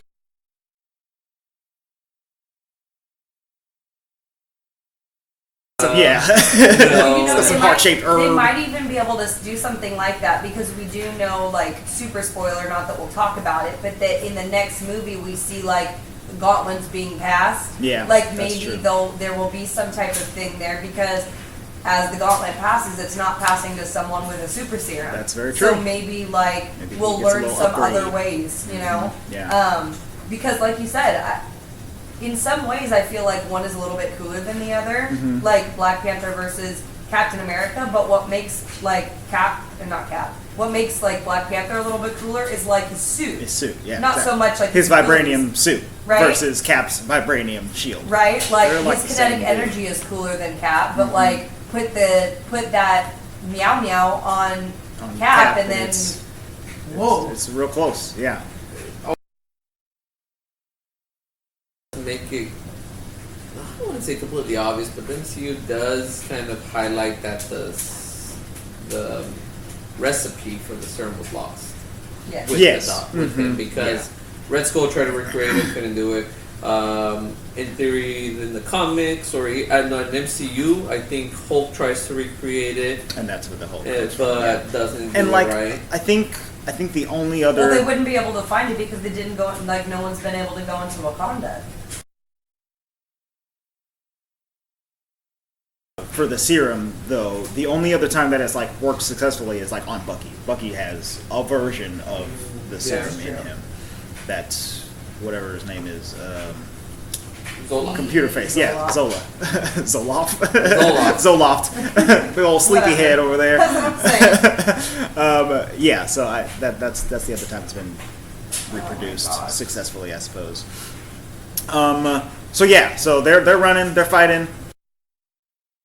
Stuff starts going down, and then I think we cut back to Titan and all Yes. of Yeah. this good stuff. And that's happens. when I think that the plan is executed. to Yes, so fight him. Thanos shows up and they execute Star-Lord's much better plan than Iron Man's plan, where they wail on him, distract him, and Mantis grabs a hold of his head while Spider-Man and Iron Man try to pull the gauntlet off. And let's put a pause to that, but if you really kind of think about it, yeah, you'll say Star-Lord is, they're all just like, fly by the Seat of their pants. seat of their pants. But in reality, if you look at that entire fight scene, I'm thinking to myself, okay, Star-Lord, Right. it is very It's much beautifully choreographed. It's Like they beautifully did a really choreographed. cool job. Yeah. And like people are doing just the most random things, but in a way, it was in my train of thought. Bill was thinking, yeah, we're just gonna do this, and that. But in reality, I'm gonna give him some credit and think that his whole idea was to throw such, like, wrenches into the pot to confuse Thanos enough to where he would not know what they're trying to do. Right. Because Couldn't keep up. One of the coolest things, which I wrote a note and I want to know what I meant by that, but I don't know what it means. One of the coolest things is how, and I've talked about this before, is like how Doctor Strange can open up the portal and people like jump through and fall other places, which is the same kind of thing that they had in the X-Men in the Days of Future That's Past right. Yeah, with movie. Blink. And I love that. Yeah. That whole idea That's of the very portal cool. summoning is very, very, very, very Yeah. cool. You ever play Portal, the video game? No. Oh, it's very. But good. we And played you it can- We played the on, Lego version of Oh, the that's Portal. right. Yeah. Okay. Which I just think is just so cool. Yeah. Like that idea to me is like infinite. You Yeah. can just do so many things In like that. in that game, it's really cool. Like you can shoot two portals and jump into them, and you're just like continually like looping yourself and getting terminal velocity or whatever, and then shoot another one and fling yourself out in a different direction. Oh yeah, that's good. Yeah. That's good stuff. And I it's like that very, idea. very reminiscent of this. So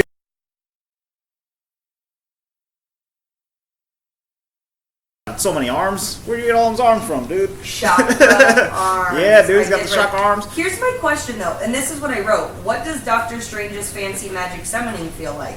Well, what does that mean? What am I asking? Fancy magic summoning? He magic summons? Summons magic? Hang on. Yes, so Doctor Strange's powers are awesome. Well, those chakra hands though. But I think it's important too that we talk about like what happened right before this scene on Titan. Lou, do you want to take it away with his head bobbing? Because you do a really good head bobbing, Doctor Strange. Oh, pretty much what was going on was as Quill and Iron Man are kind of fighting for the plan as to how to approach and fight Thanos. What Doctor Strange does is he uses one of his awesome powers with the Time Stone and pretty much goes into every single potential outcome of the battle to come with Thanos, Yeah. and just trying to figure out a way in which they would all win and defeat Thanos. And what he lets them know is that he pretty much went through how many M's? He went through. Now, of course, I can't find the actual the number. one that because I wrote down the I think exact it number, was but it was 4,605,000 I thought it was scenarios. 14 million. Could have been 14. It's either 14 or 4,605,000. Yeah. There was like millions of options, and they only won In one particular in one outcome. Outcome, which is... And he does not share what that outcome looks like. No, because it's like if I tell you, then It won't it's come not true. going to happen. Yeah. So it's funny because pretty much throughout the rest of the movie, at least with what happens on Titan, I think that everyone gets super emotional about it. Mm-hmm. But in my mind, I was like, I'm not going to get emotional because Doctor Strange knows what's going to happen. Yeah. And he seems pretty ready for the Seems rest like of the it's movie. going to be okay. Yeah. I mean, at least if we do this one thing, maybe? Right, if we get this all right. Maybe? Yeah. Maybe? So, so he does that before, and then they enact their plan, right? Their plan, Star-Lord's plan, is to hold up Thanos and pull the gauntlet off of him. However, when And actually, it's working pretty Oh, well. It's working very well. It pretty much it gets to the point where like Mantis it is laying worked. him out with her mind powers or whatever, Which means she's so strong. Yeah. I mean, think about it. she holds him for at least like a minute, and he's fighting the whole time. Oh yeah. It's fantastic. I mean, she had a lot of practice with Ego as the planet. True. I would Still, I mean, I would that's think strong. he's stronger. Yeah. Well, than Ego's a Thanos in planet, sense, probably. know. I never Yeah. thought about that. Going back to this, so they pretty much do everything underneath this the sun to make sure that Thanos is kind of on his toes. Or not on his toes, and by the time they get Mantis on top of him and they're removing the gauntlet, they quite literally have the gauntlet like halfway off his hand, and then unfortunately at that point, what is it that happens? Well, Nebula had already crash landed on Titan to help kind of kill Thanos Yep. and help Mantis and everything. Grab some And- revenge.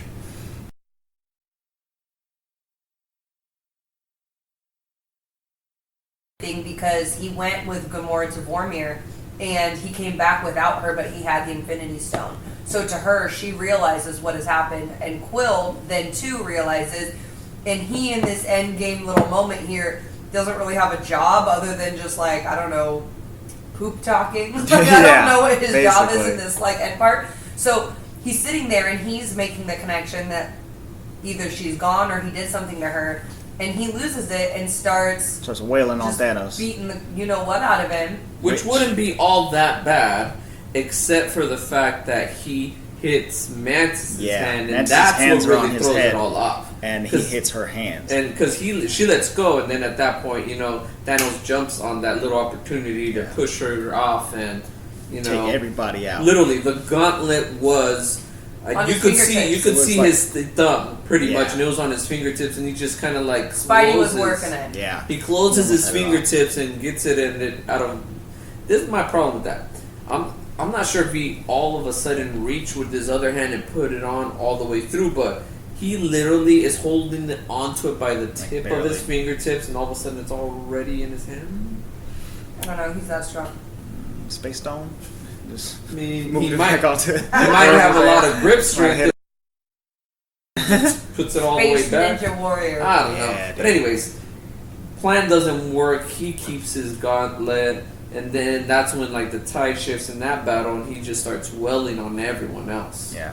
He knocks them all up into the floaty gravity air. Spider-Man has to go save a bunch of them. Yeah. And then he eventually... Is having one-on-one battles with Doctor Strange Yeah, and with man. Iron That's Man. where the chakra arms come in. Yeah. And he makes himself like 25 different Doctor Stranges. They all got whips. And that scene was legit. It was so cool. So cool. Holy moly.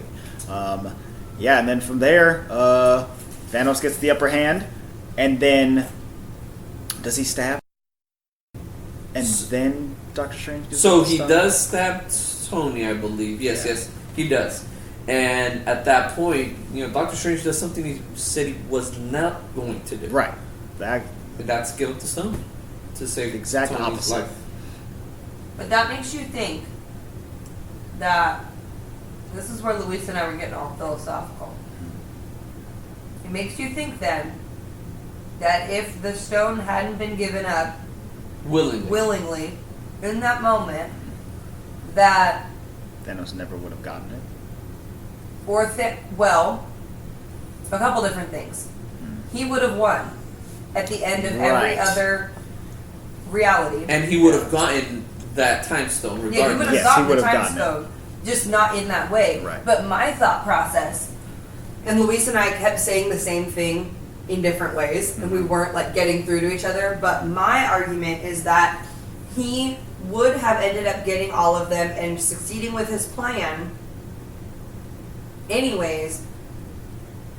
But having had actually killed enough people so that they couldn't go back and fix it. Right. Does that make He sense? would have Like not snapped dusted. them, He would have like actually but killed killed. them. Yes. Because think about it, Gamora. Sorry, everyone. Dead. Mhm. Right? I mean, yes, there's other ways in which she may or may not, whatever. Yeah. But like this Gamora in our timeline, in our knowledge, dead. Loki, dead. Like Vision, Heimdall. eventually dead. Dead. Yeah. So these people, if he had not given up the time stone in that moment willingly, these people would have been dead. Like if Doctor Strange. Doctor Strange. If Doctor Strange had been dead, or Tony had been dead, Right. if they had all actually died on Titan, then none of this would have worked. Right. It wouldn't have happened. They wouldn't have been able to save the day. He would have seen into the future that, for example, Ant-Man wouldn't have been able to come back. You know what I Right. mean? Like Yes, these things exactly. would be done. I like to think that in like 13,999 whatevers, and all of those scenarios, let Iron Man die. Like that's what he's thinking. He's like, Yeah. all right, well, Tony dies, okay, and then this happens, and this happens, this happens. Ah, that didn't work. And then Tony dies, and then this happens, and this happens. Like, wait, what if I have to let him be the one who I lives? mean, And that's like the very last one. So I'm like, oh, I can't believe it. Well, and it's so funny because I didn't think about this until this very moment. But think about the Doctor Strange movie where he's fighting Dormammu, and he gets killed. over and over and and over. it doesn't tell us how many times No, he gets it killed. could have been. It shows us like 15 times, Right. but it very well could have been 14 million Yeah. times. And Dormammu literally gives up. Yeah, he's like, I can't do this anymore. He gives up. Like, what villain just says, I'm done? Like, You know that's what? too much. I don't need this dimension. That's anyway. how long he like played this game with him. Yeah. So that makes you think like He's he knows resilient. exactly what he's doing. That's very true. You know what I mean? That's He's good played this character game stuff. before, and he knows like what the outcomes look like. Yeah. So it's pretty cool that at the end of this whole thing, even though you're like, no, the snap was awful, like Doctor Strange knew, and he even says we're in the end game now. Yes. Not so. I mean, yes, it's a play on words to like the new movie, but that means like we're in the final stages. Like, yes, This we've is lost it. some things, but we didn't actually lose the war. Yeah. Like we're just, losing the battle. ooh, Woo. it's good stuff. Yeah, so he gives up that stone so they can lose the battle. Thanos pieces out of there since he got what he wanted. He goes to Earth. When he arrives on Earth, the Avengers there try to fight him, and he's literally just like blasting away. He's like, Power Stone, Power Stone, Power Stone. And then He powers the heck out of out them. of everybody. And then Captain America is there, and he's like gripping onto his like gauntlet with his face. He did the Mantis mean face. He's like, "Arr!" And it's awesome watching him, not a normal dude, but you know, compared to Thanos, a normal dude Holding a hold semi his his own. Yeah. And even Thanos' face is like what? Like, Right. he even gives him, like, a little bit of a, you know? And it's funny because Wanda kind of holds her own against him, Yes. too. Which, I'm, like, literally talking over the scene as Luis and I were watching it, because if she had only been paying attention to Vision or only paying attention to Thanos, she would have been able to whip either one of them pretty quickly. But she was literally fighting both entities at the same time. She was blowing up her boyfriend's brain and holding off the worst threat to the galaxy and the universe. So sad. At the same time. Yeah. It was crazy. Excruciatingly. And then she succeeds. Like, Yeah. she does it. And then he reverses. Yeah, that's the sad part of it all. Oh, I was so devastated. He hits undo on her whole shebang. Like, she has to watch that all over again. Yeah. She has to know she killed him and succeeded, and then he literally turns time back in like 30 seconds and then kind of murders him. Oh, it's crazy. He reaches into Vision's mind like he's dipping his thumb into Jello. It's just like, and then he pulls the Mind Stone right out, like his head is nothing. And his poor little body goes all gray and limp. It's not even like he was like happily dying. He just like got murdered. To me, that's like the second most gruesome death, along with Loki, if not pretty close. Well, the only That's reason it. that his is less gruesome is because he is so machine-like. Yeah, because because he looks kind of mechanical. Yeah. But I agree with you. They do him up. Yeah, so right after that, he gets the stone, and then Thor comes in to save the day. Freaking Stormbreaker is on its way. It's blocking the rays that Thanos is shooting at it, which is very cool. Very cool. Very, very cool. It blocks those out of the way. It hits Thanos in the chest. Boom. He's done. He's out for the He's count. like pushing the Stormbreaker into his chest, like, Yeah. "We're a little deeper, a little I deeper." told you you'd die for that. 'Cause he killed his Fantastic. friend. Killed his buddy. And he's dying, and he's dying, and he's dying, and then he says, "You should have gone for the head." I feel like he should have gone for the hand. Like, he would have just cut the gauntlet That's off. very true. I don't know, because it was Yeah. made for his right hand. I Right, don't he know couldn't. which He hand it couldn't. was. He couldn't put that on. Thumbs I don't don't work. He should have got two gauntlets, honestly. Can you imagine? Like, what if someone actually cut Pop off some of the- those over here. Right. Right. But long story short, He snapped. He did a good old and poof goes the everyone. Actually, like boom goes the king. Boom goes. he snaps. It goes white, and then it cuts to him in like his Gamora. yeah, his Gamora zone And or Luis whatever. and I agree, and you can agree or disagree, but That scene was pointless. it was not necessary. I do not believe it was necessary whatsoever. Not only that, but it's like you're literally taking the exact same scene that's already been recreated in another movie and in another world, and it's pointless. I think the point of that scene was to say that it cost him everything. Yes. To bring home the point that he didn't just do this willy-nilly. He really thought long and hard about this, and he determined that this was the most correct thing to save everyone in But the in universe. doing so, he literally lost everything he ever Yes. had. Mm-hmm. But it's also, it's like, Yeah. I get it, you lost your girl. Yeah. I mean, Whoop-de-doo. So sad for you. Some people lost everybody. yeah.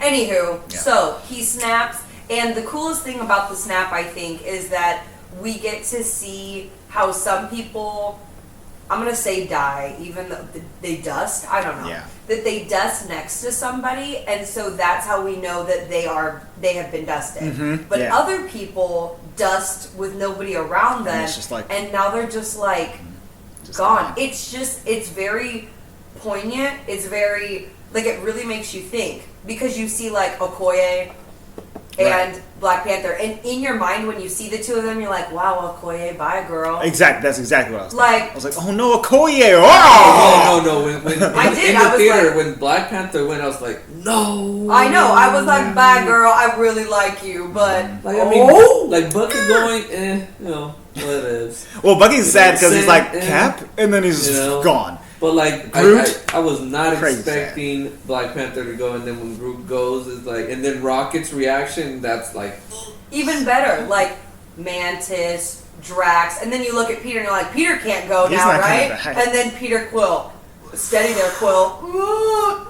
And I'm thinking to myself, I literally looked at Luis and I'm like, Guardians. Yeah. Like, but Rocket. Yeah. I mean, Nebula And is Nebula. in the universe, but she's right. Right. And then, of course, let me go back to the whole Rocket and Sure. Groot. And it's even more painful because the Rocket's already lost Groot once. That's very true. You know, yeah, and this whether is or the not second- this And this is is the permanent actual one. Groot, which I'm okay. I don't want. It's not really the same Groot. It's Sure. Groot seed. I'm okay with that. But like, I could kind of think that Rocket's thinking, man, I've lost your father and now I've lost you. You know, like I was supposed to take care of you for him. Right. You know, like I'm like, no. Never should have let you get out of that little potted plant that I had. it's precious. yeah. Oh. Yeah, but then comes probably for everyone else but me, one of the most saddest ones to go. Well, you don't like little spiders? No, I love Spider-Man. But just, you know, I don't know They why that one wasn't. they definitely hammed it up. You know, it's definitely the most hammy of the dustings. Mrs. Starr, Dustings. I don't feel so good. I still don't feel that great. It's taking a long time. I'm gone. You Well, know? and that was kind of the interesting part was that I was like, is it, and I even looked at Luis and I was like, is it taking him longer because of his suit?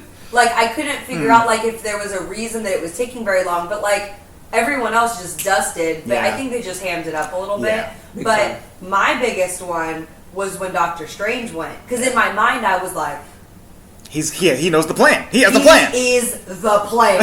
What you mean?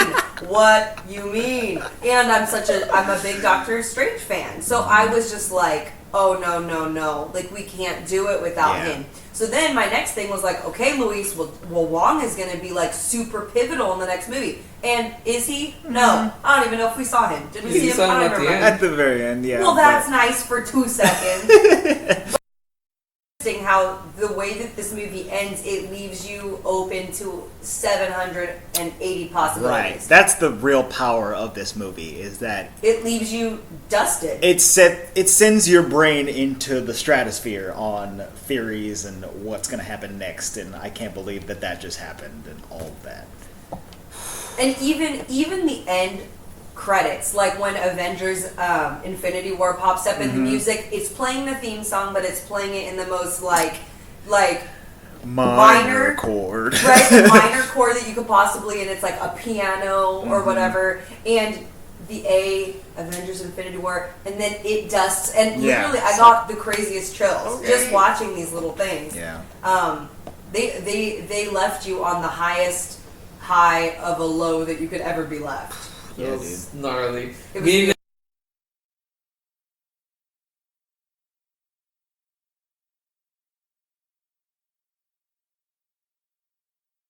I was watching Addie. I was No. I can't remember. Yeah, no. My mom was watching Addie.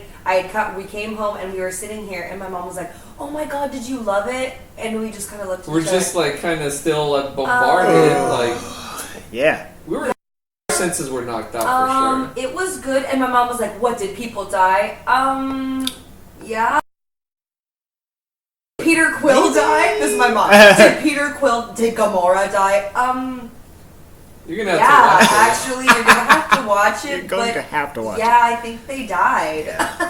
Yeah, dude, it's rough. It's great. This movie emotionally manipulates you. It's wild. And we weren't Good even stuff. messing with it. We were legitimately still shocked. Yeah. And that's like a good maybe 10, 15 minute drive from the theater. We're just sitting in our cars quiet the whole way through.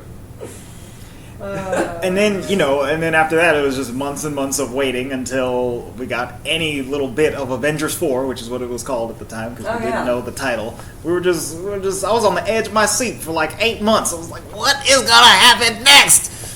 I mean, well, let's talk And about then your. we didn't get anything until Captain Marvel. That's true. Let's talk about your Not guys' that that theory. helps anyone. What was your guys' first thought out at the end? Like, once we got past the shock, how did you guys start to pace the next second part?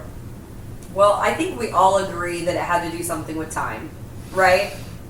Okay, at least I'll say that. I'll say I thought it had to do something with time because Doctor Strange, I was making the assumption that because he's like the time master, it would have to do something with the time stone, and Right. really, I don't know what else you would do Yeah.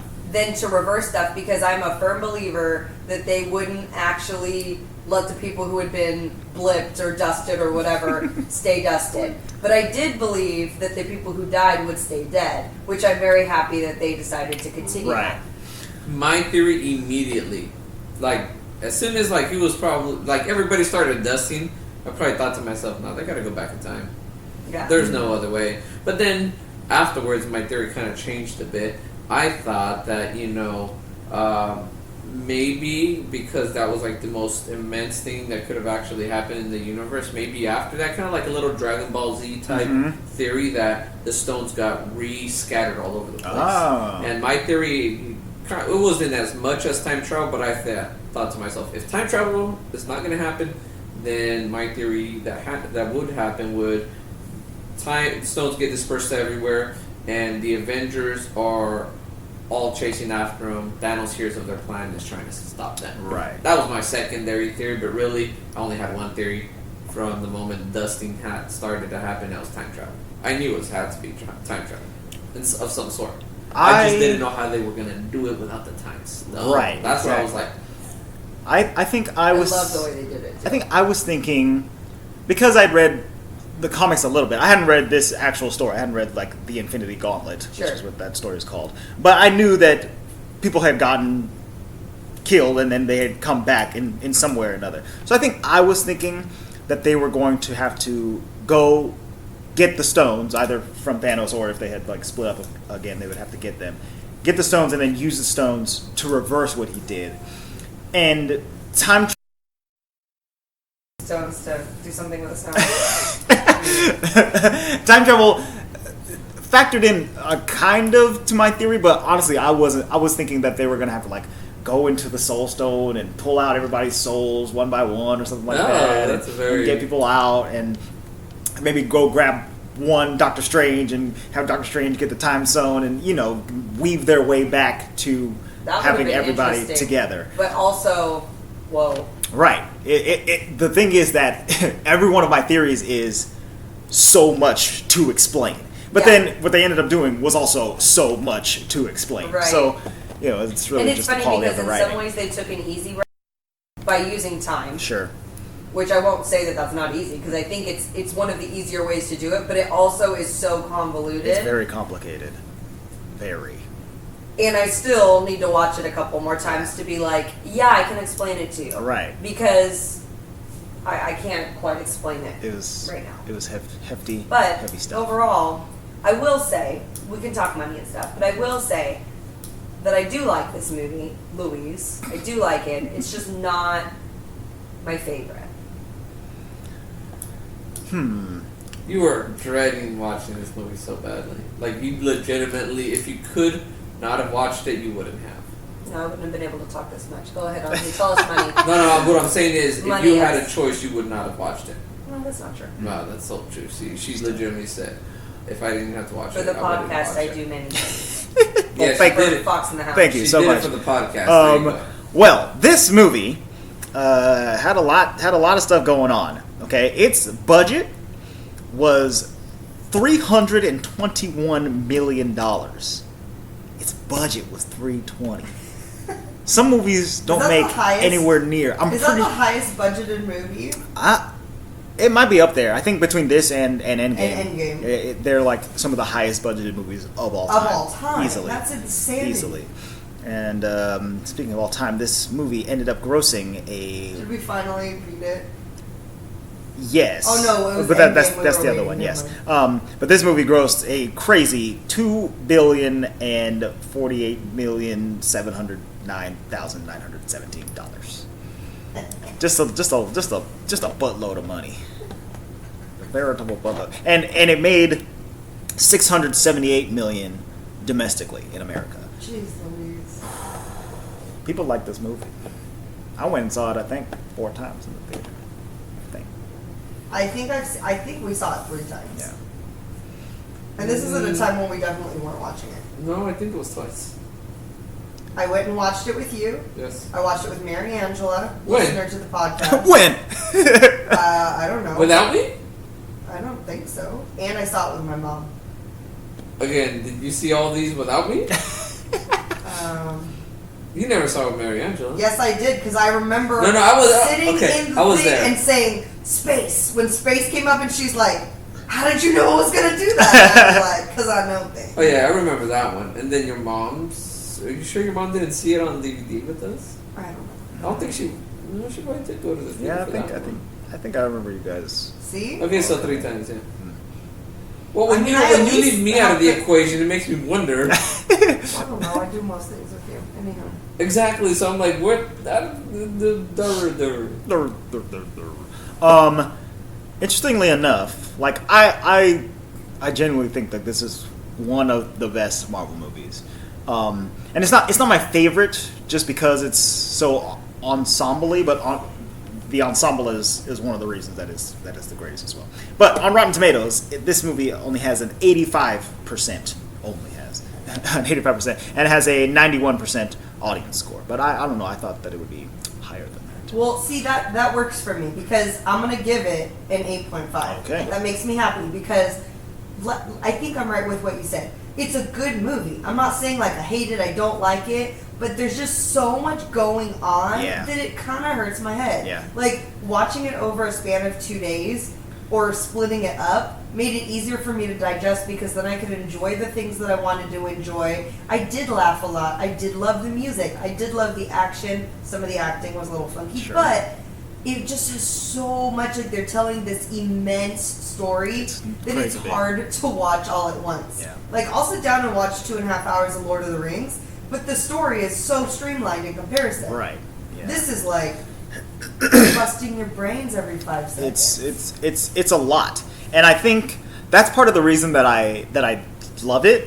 Like it's like not a love-hate relationship, but it's a little bittersweet. It's like there's so much happening, and it's crazy, and it's kind of confusing, and it's a little bit hard to take in, but also at the same time, it's the most comic booky stuff that has ever happened in a movie, and it's so cool that they fit all of it in there in a fairly cohesive story. 100%. You know?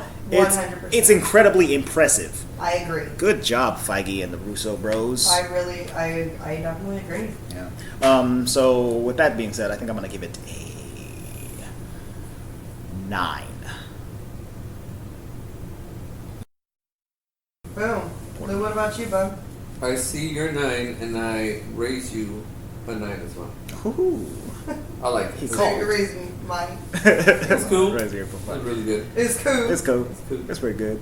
Yeah, this is a jolly good movie. Oh, and end credit scene. Maria Hill gets dusted. Nick Fury gets dusted, but hits a button, and Captain Marvel's on. It almost cusses, so. Yeah, yeah. Full circle. They almost got to use their one PG-13 F-bomb, but they didn't. Which I remember being in the theater like she's gonna be helpful. Yeah. And with that said, everyone, we thought we would go full circle. Yeah. So for next week's movie. Oh, that's right. Next Not week. Next week. Next time. Episode. Next episode. We will be watching the 2019 film Captain Marvel. I'm actually really excited. I think I've seen this one more than some other Oh, really? like Marvel movies, and it just came out this Yeah, year. it just came out. And I really like I it. think I saw it twice in theaters, but I Did we own haven't it? watched it at We home. own it. I haven't watched We it at home own it. yet, so I'm excited to do that. We own it. You guys want As to watch well. it together? Ooh, yeah. We'll have to bring Michelle back from her desk. Yeah, and that's to be right. able to watch She's it. she is still trapped in a soul stone or whatever. Yeah. Let's do We'll have to that. pull her and Gamora out of the stall. Let's do that. Let's do that indeed. All right, you guys, thank you so much for listening to this extra long Infinity War jam-packed episode. I think it's the longest episode. Oh, jeez. I think Beauty and the Beast still has it by a couple of seconds, but it depends on how long it takes me to do this Let me outro. Hurry up and get off. let me just start reading from the yellow pages. Oh. Do we even have those anymore? The endgame episode will be 3 hours long. For real. If you guys want to keep up with us in the meantime, between now and Captain Marvel, go to social media. We are at the Walt Vault Pod on Facebook, Twitter, and Instagram. Instagram is where it's happening. Follow us on there, most importantly. You can subscribe. You can send us a message. You can leave us a rating. You can leave us a review. Do all of those things. All of that stuff helps us out here at the Walt Vault. Helps get us to more ears. You can also go to patreon.com/thewaltvault, where you can sign up for as little as $1 per month, And that'll get you access to our after show, to some notes, to some Kingdom Hearts video game gameplays, and if you sign up at a higher level, you'll get a gift in the mail. It's fun stuff. If you don't want to do it, sign your mom up for it or whatever. Hook And us up. this week you'll Help us get out. my notes on top of Andre's That's notes. right, double notes. Y'all love notes. Come on now. Double the commentary, double the notes. Boom. It's going to be great. Don't forget to send me an email at contact@thewaltwaltpod.com, just like our homeboy Kevin has been doing from Australia. Howdy, Kevin. And we will...